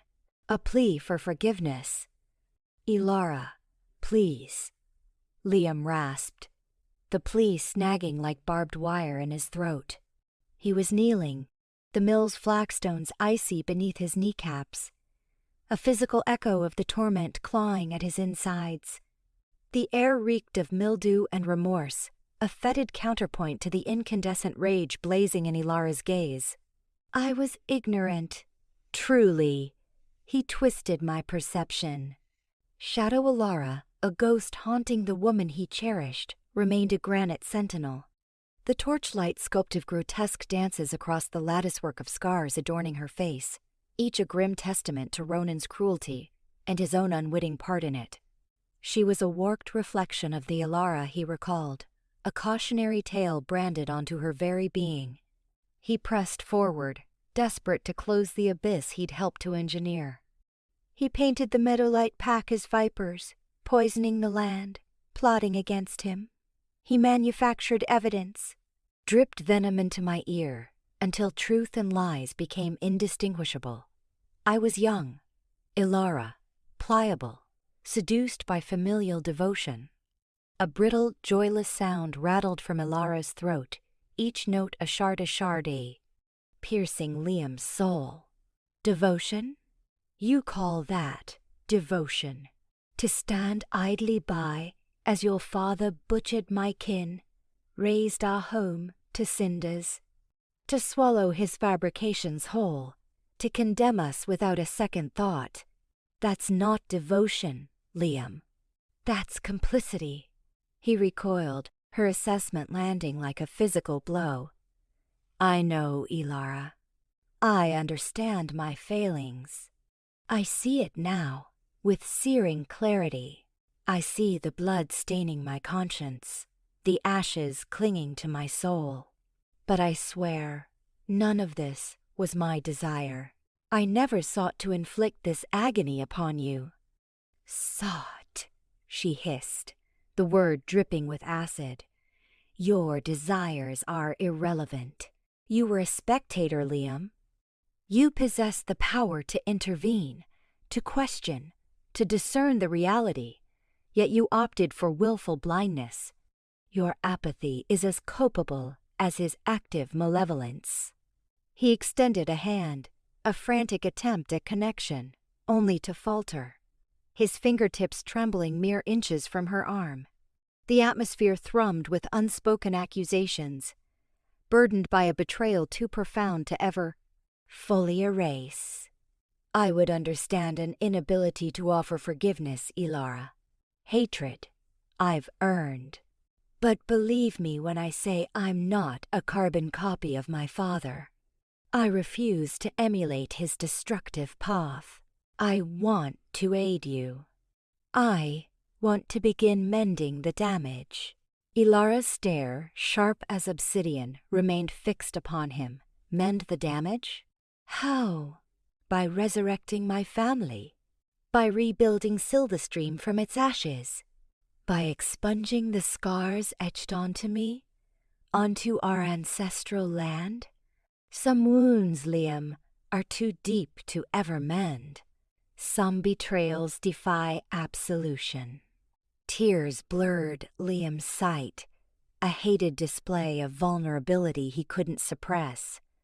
Then permit me to earn your faith, to demonstrate that I'm not the monster you perceive. Grant me the possibility of showing I can be more than merely Ronin Blackwood's offspring. Her head tilted, a fleeting, enigmatic expression gracing her features. Faith is not bestowed, Liam. It is acquired, and you face an arduous journey. My pack, everything resided in them. My blood, my hearth. You facilitated its eradication. He bowed his head, overwhelmed by waves of self-loathing. I know, and I dedicate my existence to atoning for my actions. I will oppose my father, expose his deceptions, assist in reclaiming Silverstream, even if it entails ultimate sacrifice. Elara moved closer, emanating a raw intensity, unrelated to the nearby flames. Towering over him, her ravaged face loomed mere inches from his. Everything? You are prepared to relinquish your lineage, your dominion, your very life, in pursuit of redemption. To become an exile, a pariah among your kin, for the sake of a people you once condemned. He locked onto her gaze, his own imbued with a newfound fortitude. Fear persisted, a frigid presence in his gut, yet dwarfed by a consuming determination. Yes, he declared, his tone resolute, unwavering. I am prepared to surrender everything. Elara scrutinized him for an extended moment, her countenance inscrutable. The ensuing silence stretched, dense and oppressive, punctuated solely by the popping of the torches. Finally, she retreated, severing the searing connection. Then prove it, she uttered, her voice laced with menace. Prove to me that you are not your father's reflection. Prove your worthiness to receive even the smallest fragment of my trust. Because should you fail me, Liam Blackwood, I will incinerate you personally, without an instant's hesitation. With those stark words, she spun and vanished into the gloom, leaving Liam to his penance upon the cold stone. Weighted down by the baggage of his past, he knew that earning Elara's pardon teetered on the verge of impossibility. But he also understood the imperative to strive. He needed to demonstrate to her, and to himself, his potential to transcend the man he'd been. He would champion Silverstream's cause, honor the memory of the Meadowlight pack, and cling to the fragile aspiration that, one day, Elara might perceive him as more than merely the son of her oppressor. He would earn his deliverance, one agonizing step at a time. The path ahead was winding and perilous, but for the first time in years, Liam possessed a clear objective. He would endure her loathing, her utilization of him, as long as he could assist her in reclaiming her birthright. He would transform into her bulwark, her weapon of choice, even if it culminated in his own immolation within her fiery wrath. The Alpha's fury, Ronin's fist, detonated against the war table, sending maps of Silverstream skittering and ale splashing across the lacquered surface. She lives, he rumbled, the words a guttural expulsion of disbelief mixed with a fury that prickled the skin on his arms. The air in the Blackwood pack house vibrated with his barely contained rage, a sharp tang of ozone battling the earthy fragrance of pine. Borak, his second and a mountain of a man, recoiled slightly. Are you certain, Alpha? He ventured, his voice a deep resonance. The Meadowlight witch. Consumed by the inferno. Ronin's gaze, typically the glacial gray of a winter sky, blazed with feverish light. A phantom echo, he hissed, the phrase laced with scorn.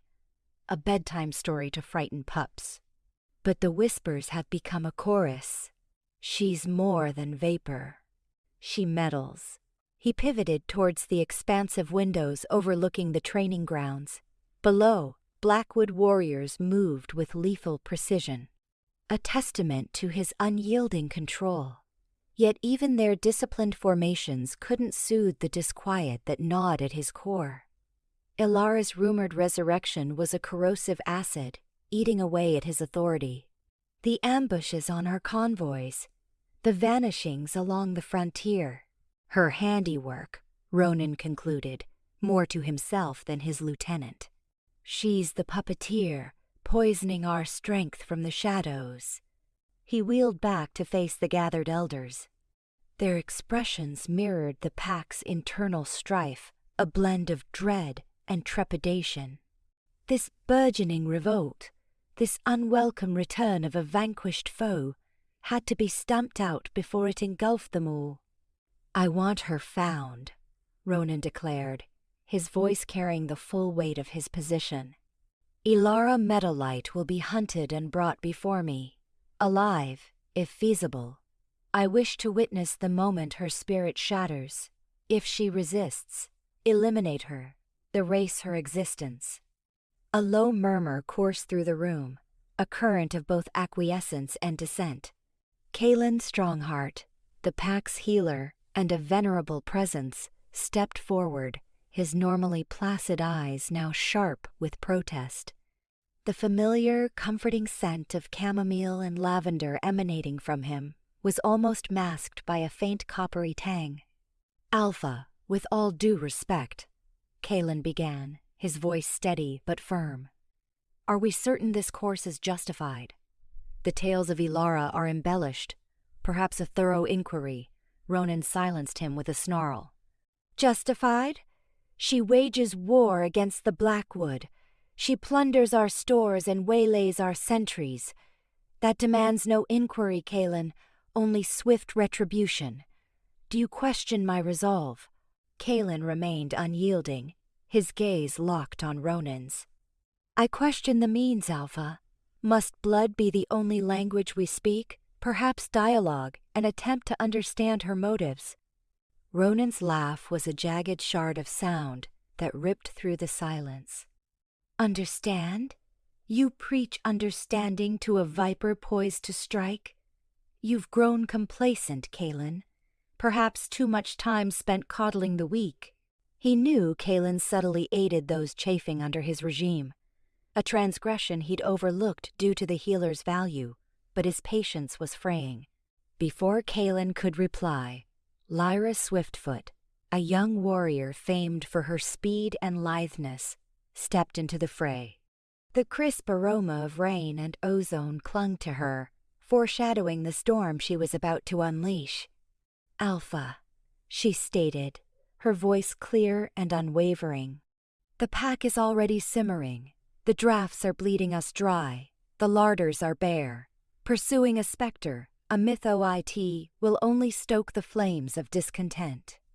Many whisper that Elara Meadowlight seeks to restore equilibrium, to end the Blackwoods." She paused, searching for the precise word. "Domination." Ronin's grip tightened on the table until his knuckles gleamed white. "Domination? I offer security, I enforce order. They have food, shelter, and protection from the wilds. What more could they desire?" "Respect, Alpha," Lyra countered, meeting his gaze directly. "And equity. The Meadowlight lands were bountiful, fertile. Now they lie fallow, controlled by your inner circle. The whispers say Elara aims to reclaim what was seized." She had been subtly sowing seeds of dissent for months, nurturing rebellion in the hearts of the oppressed. Ronin advanced on her, his imposing figure casting her in shadow. "Insolence," he breathed, his voice a low, menacing rumble. "You dare lecture me on equity?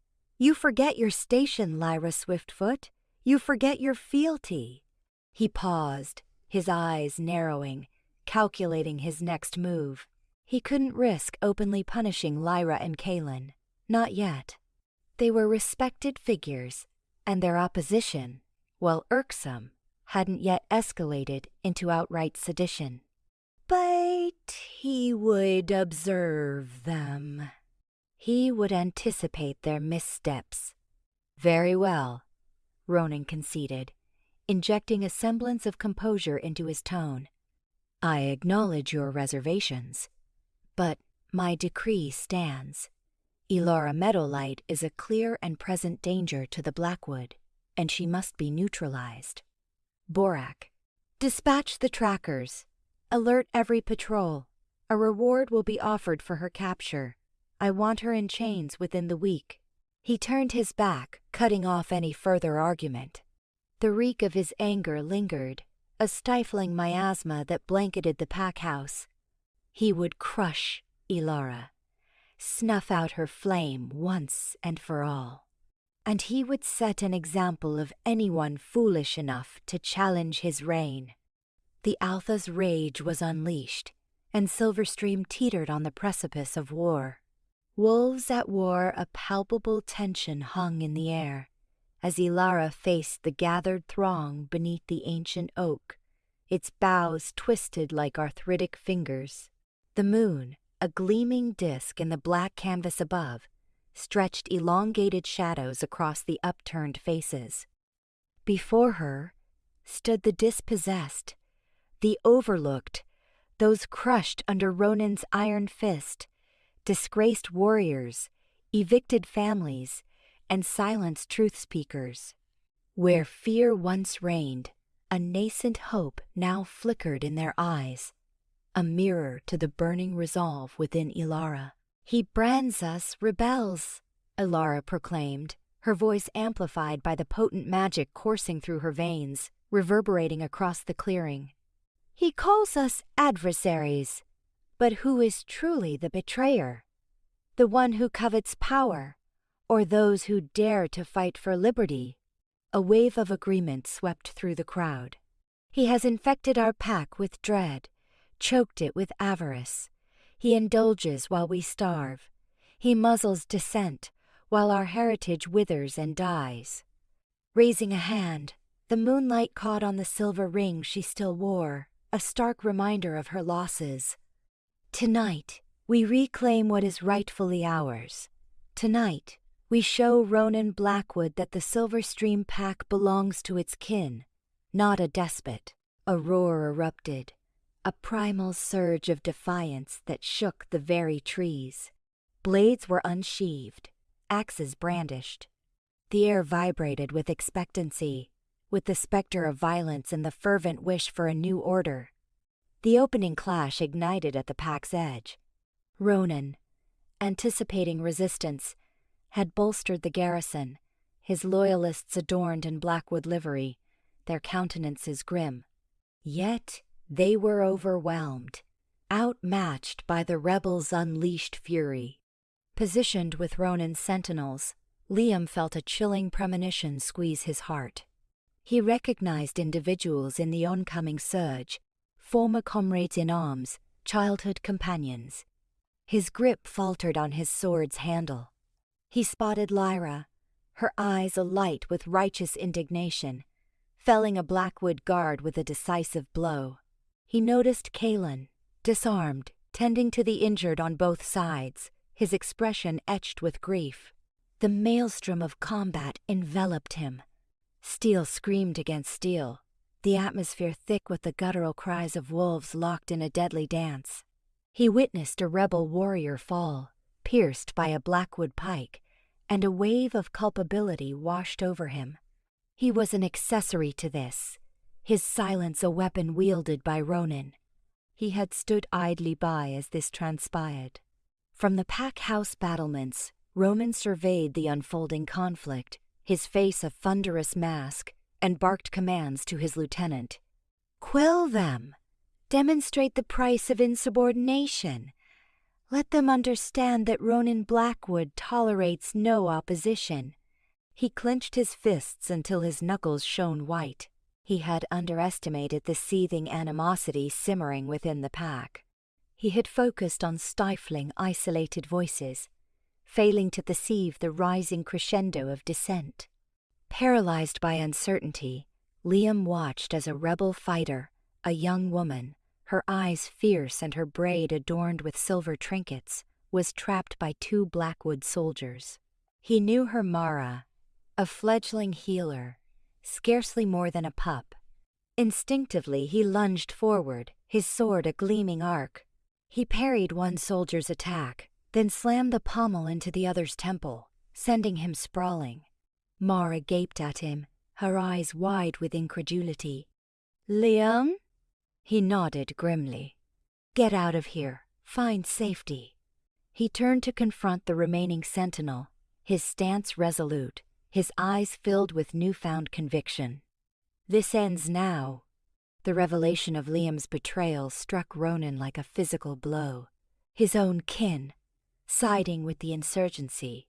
The consuming rage became a tangible entity, a blaze threatening to engulf him. "Find him," he bellowed. Bring him to me. He will answer for this perfidy. Elder Theron, observing the unraveling turmoil from his secluded dwelling on the pack's periphery, sighed deeply. He had foreseen this strife, sensed the escalating stress in the land like an ache in his aging bones. He had attempted to counsel Ronin, to steer him toward a route of harmony and empathy, but his words had been futile. Now, the pack was fragmenting, kin battling kin, wolf against wolf. He closed his eyes, focusing his spirit, reaching out to the land, to the ancestral spirits, imploring for guidance. He glimpsed a vision, a spiraling nexus of shadow and illumination, of ruin and renewal. He saw Elara, bathed in the lunar glow, her visage etched with determination, guiding her people toward a nascent dawn. But he also saw Ronin, consumed by fury and dread, clinging fiercely to his dominion, prepared to obliterate everything rather than yield his hold. The struggle raged, the night air heavy with the metallic tang of blood and the keening cries of the injured. Elara, a vortex of wrath and elegance, swept through the ranks, her magic a bulwark for her allies, a weapon against her adversaries. She sought Ronin, the source of the corruption blighting their pack, the one who had robbed her of her life and left her for dead. She sensed Liam's presence, a spark of light in the gloom, a sign that all hope was not extinguished. But she also felt the sting of his defection, the years of acquiescence, the complicity in Ronin's oppression. Mercy was a faraway haven, a destination beyond her grasp, at least for now. As dawn neared, streaking the firmament with gradients of crimson and violet, the conflict's momentum began to shift. Ronin's supporters, disheartened by Liam's desertion and overwhelmed by the rebels' vehemence, began to crumble. Elara seized her advantage, her focus locked on the pack-house, where Ronin still presided. A final showdown was unavoidable. Wolves at odds, their fates intertwined, their futures hanging precariously. He had stoked the flames, and now they threatened to devour them all.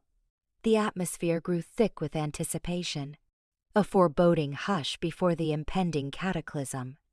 Sacrifice and choice the atmosphere thrummed, acrid with ozone and the sharp tang of incinerated pine, remnants of Ronin's corrupt sorcery. Elara navigated the pandemonium, a swift current of silver and viridescent light, each maneuver a precise counter to Ronin's suffocating darkness. His face, a tormented sculpture of fury that aged him before her eyes, betrayed a desperate control beginning to unravel. "You were extinguished," he bellowed, the words tearing through the combat's uproar. "Reduced to cinders. Yet you persist, a specter defying my dominion." Elara's lips curled, moonlight catching on the sharp points of her canines. "You underestimated Silverstream, Ronin. You underestimated me." She surged forward, claws extended, targeting the vulnerable curve of his throat. But he anticipated the attack, erecting a shimmering barrier of ebony energy. The impact flung her back, paws struggling for purchase on the gore-soaked ground. "Power?" Ronin spat, conjuring a maelstrom of shadow that writhed and pulsed with sinister sentience. "You dare speak of power? I am power. I command this territory, this community, your very breath." He unleashed the shadows, a ravenous tide threatening to engulf her in oblivion. Elara countered with a torrent of pure, unblemished magic. The emerald radiance intensified, pushing back the encroaching murk, forming a vibrant bulwark of defiance amid the tempest. Yet, the effort showed, her breaths coming in ragged bursts. Ronin was formidable, more so than anticipated, invigorated by desperation and the tainted energies he had leached from the land. Suddenly, a figure cleaved through the melee, a blur of sable fur moving with startling swiftness. Liam. He hurled himself between Elara and Ronin, a courageous shield against his father's rage. "Father, enough!" he pleaded, his voice fracturing with despair. "This must cease." Ronin's eyes widened, disbelief giving way to incandescent anger. "Liam, what betrayal is this?" Without pause, a bolt of inky energy, intended for Elara, struck Liam's chest. The force propelled him backward, slamming him to the earth, a stifled cry escaping his lips. Time fractured. Elara stood, immobile, watching as Liam lay still, a dark bloom spreading across his tunic. The emerald light faltered, dimmed, threatened to vanish. Ronin's blow had been true, finding a lethal point. "Liam!" The sound tore from her throat, a bestial scream of anguish and something more profound.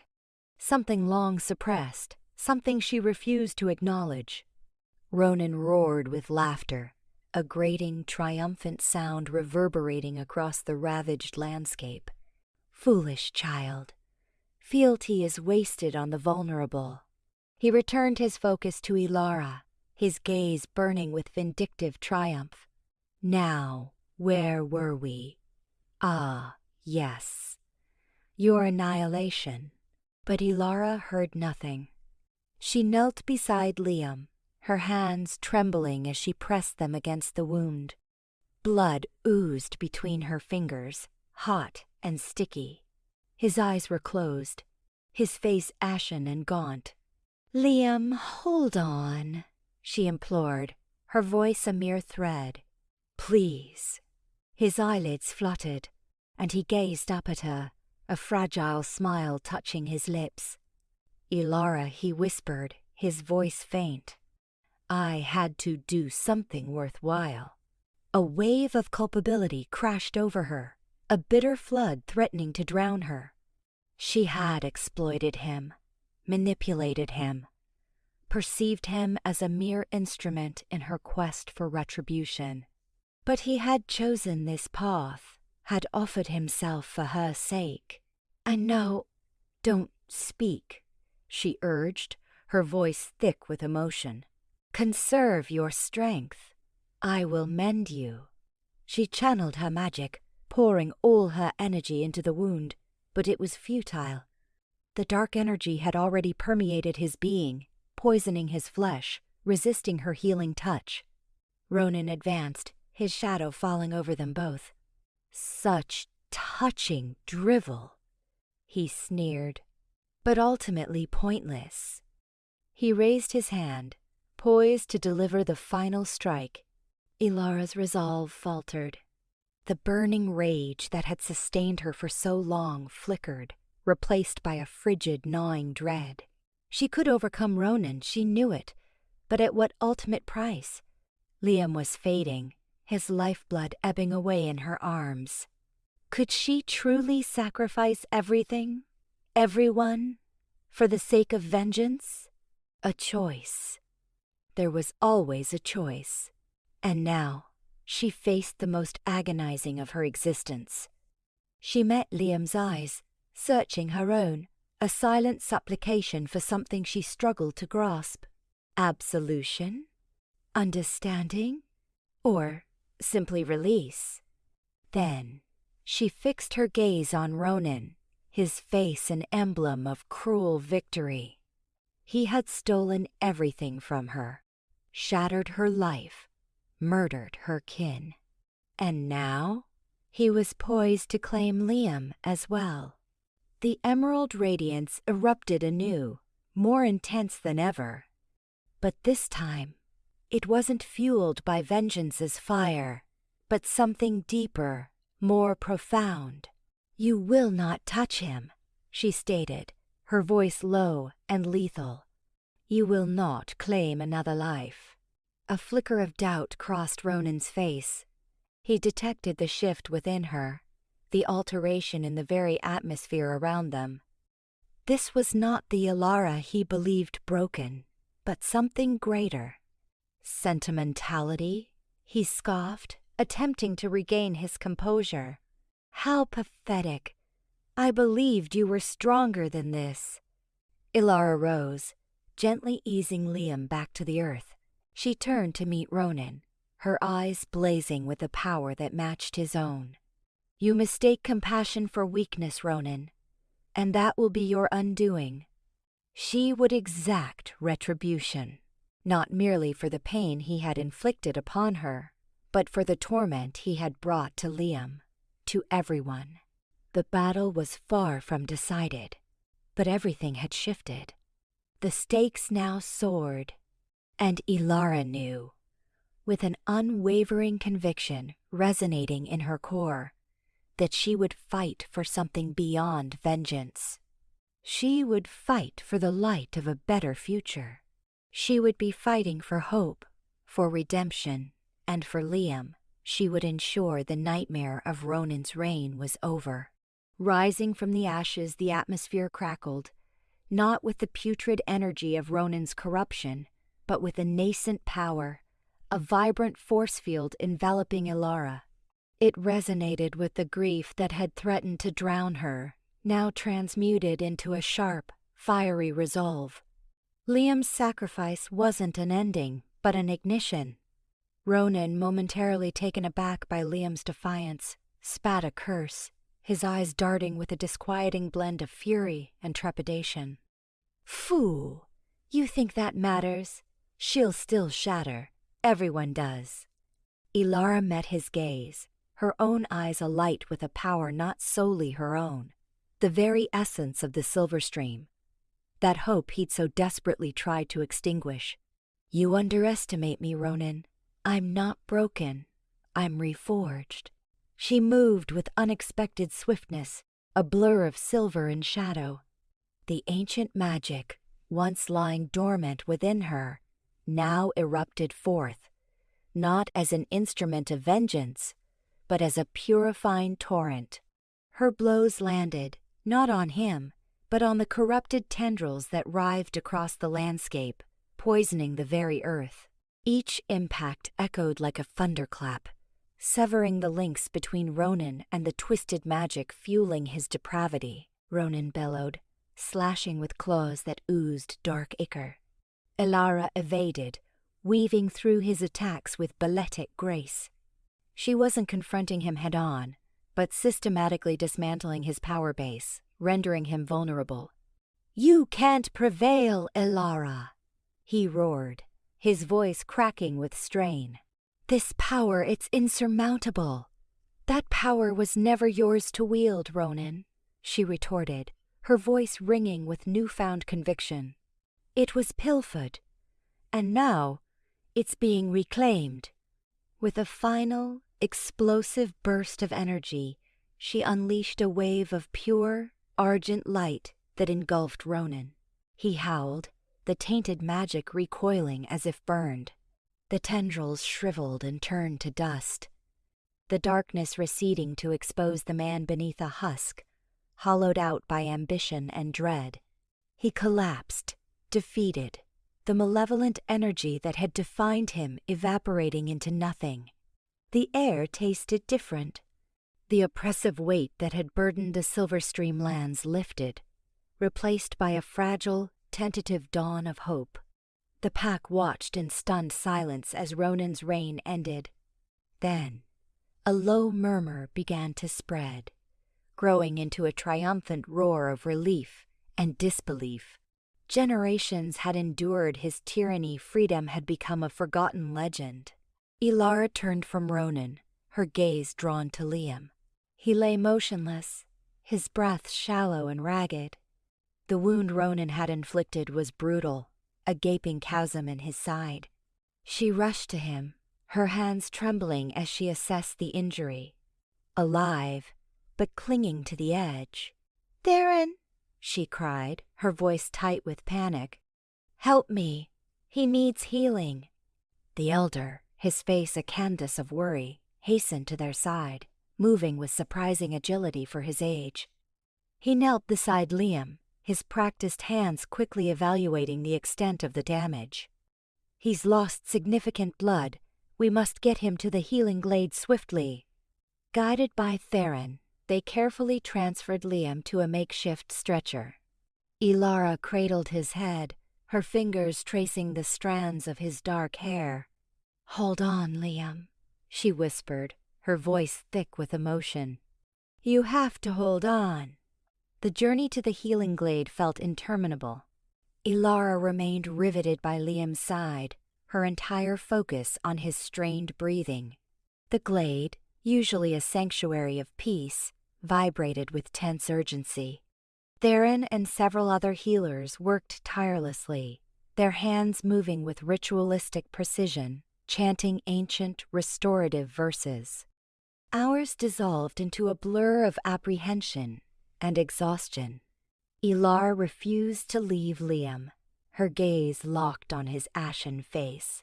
Theron, his brow furrowed in concentration, finally straightened, wiping perspiration from his forehead. "He's stable, for the moment," he announced, his voice laced with weariness. "The coming hours will be critical. His spirit remains strong, but his body has suffered greatly." Elara nodded, relief surging through her. She clasped Liam's hand, her fingers entwining with his. "He will survive. He must." As dawn broke, painting the sky in gradients of rose and gold, Elara emerged from the healing glade. The pack awaited her, their faces etched with a mixture of anticipation and dread. They had witnessed Ronin's fall, but remained rudderless, yearning for leadership. She stood before them, her shoulders set, her gaze unwavering. The grief lingered, a dull ache within, but it no longer defined her. She had risen from the ashes, not as Shadow, the vengeful warrior, but as Elara Meadowlight, protector of her pack. "Ronin is no more," she proclaimed, her voice carrying with authority. "His reign of terror has ended." A collective sigh of relief swept through the throng. But Elara knew the true labor had just begun. The land bore deep scars, the pack was fragmented, and old betrayals still festered. "A long journey awaits," she continued, "but we will undertake it together. We will rebuild what was lost, mend our wounds, and create a new future for the Silverstream pack." A murmur of assent rippled through the assembled crowd, yet a few faces remained doubtful, hesitant. They remembered Elara as a gentle healer, not a warrior. They silently questioned whether she possessed the mettle and discernment to lead them. Theron stepped forward, his presence radiating authority. "Elara has demonstrated strength and compassion beyond measure," he stated, his voice firm and resonant. "She embodies the spirit of the Silverstream. I have known her since childhood, and I would trust her with my very life. Place your faith in her, and she will guide us toward a brighter tomorrow." His words resonated deeply, dispelling lingering doubts. One by one, the pack members knelt before Elara, pledging their fealty. She gazed at them, her heart overflowing with a blend of gratitude and resolve. She was not alone. She had her pack, and together they would emerge from the ashes, stronger and more resilient than before. The journey ahead would be arduous, the path ahead veiled, but she knew, with unshakable conviction, that they would navigate it as one. She fixed her gaze on her pack, her spirit renewed and ready to usher in a new era with them.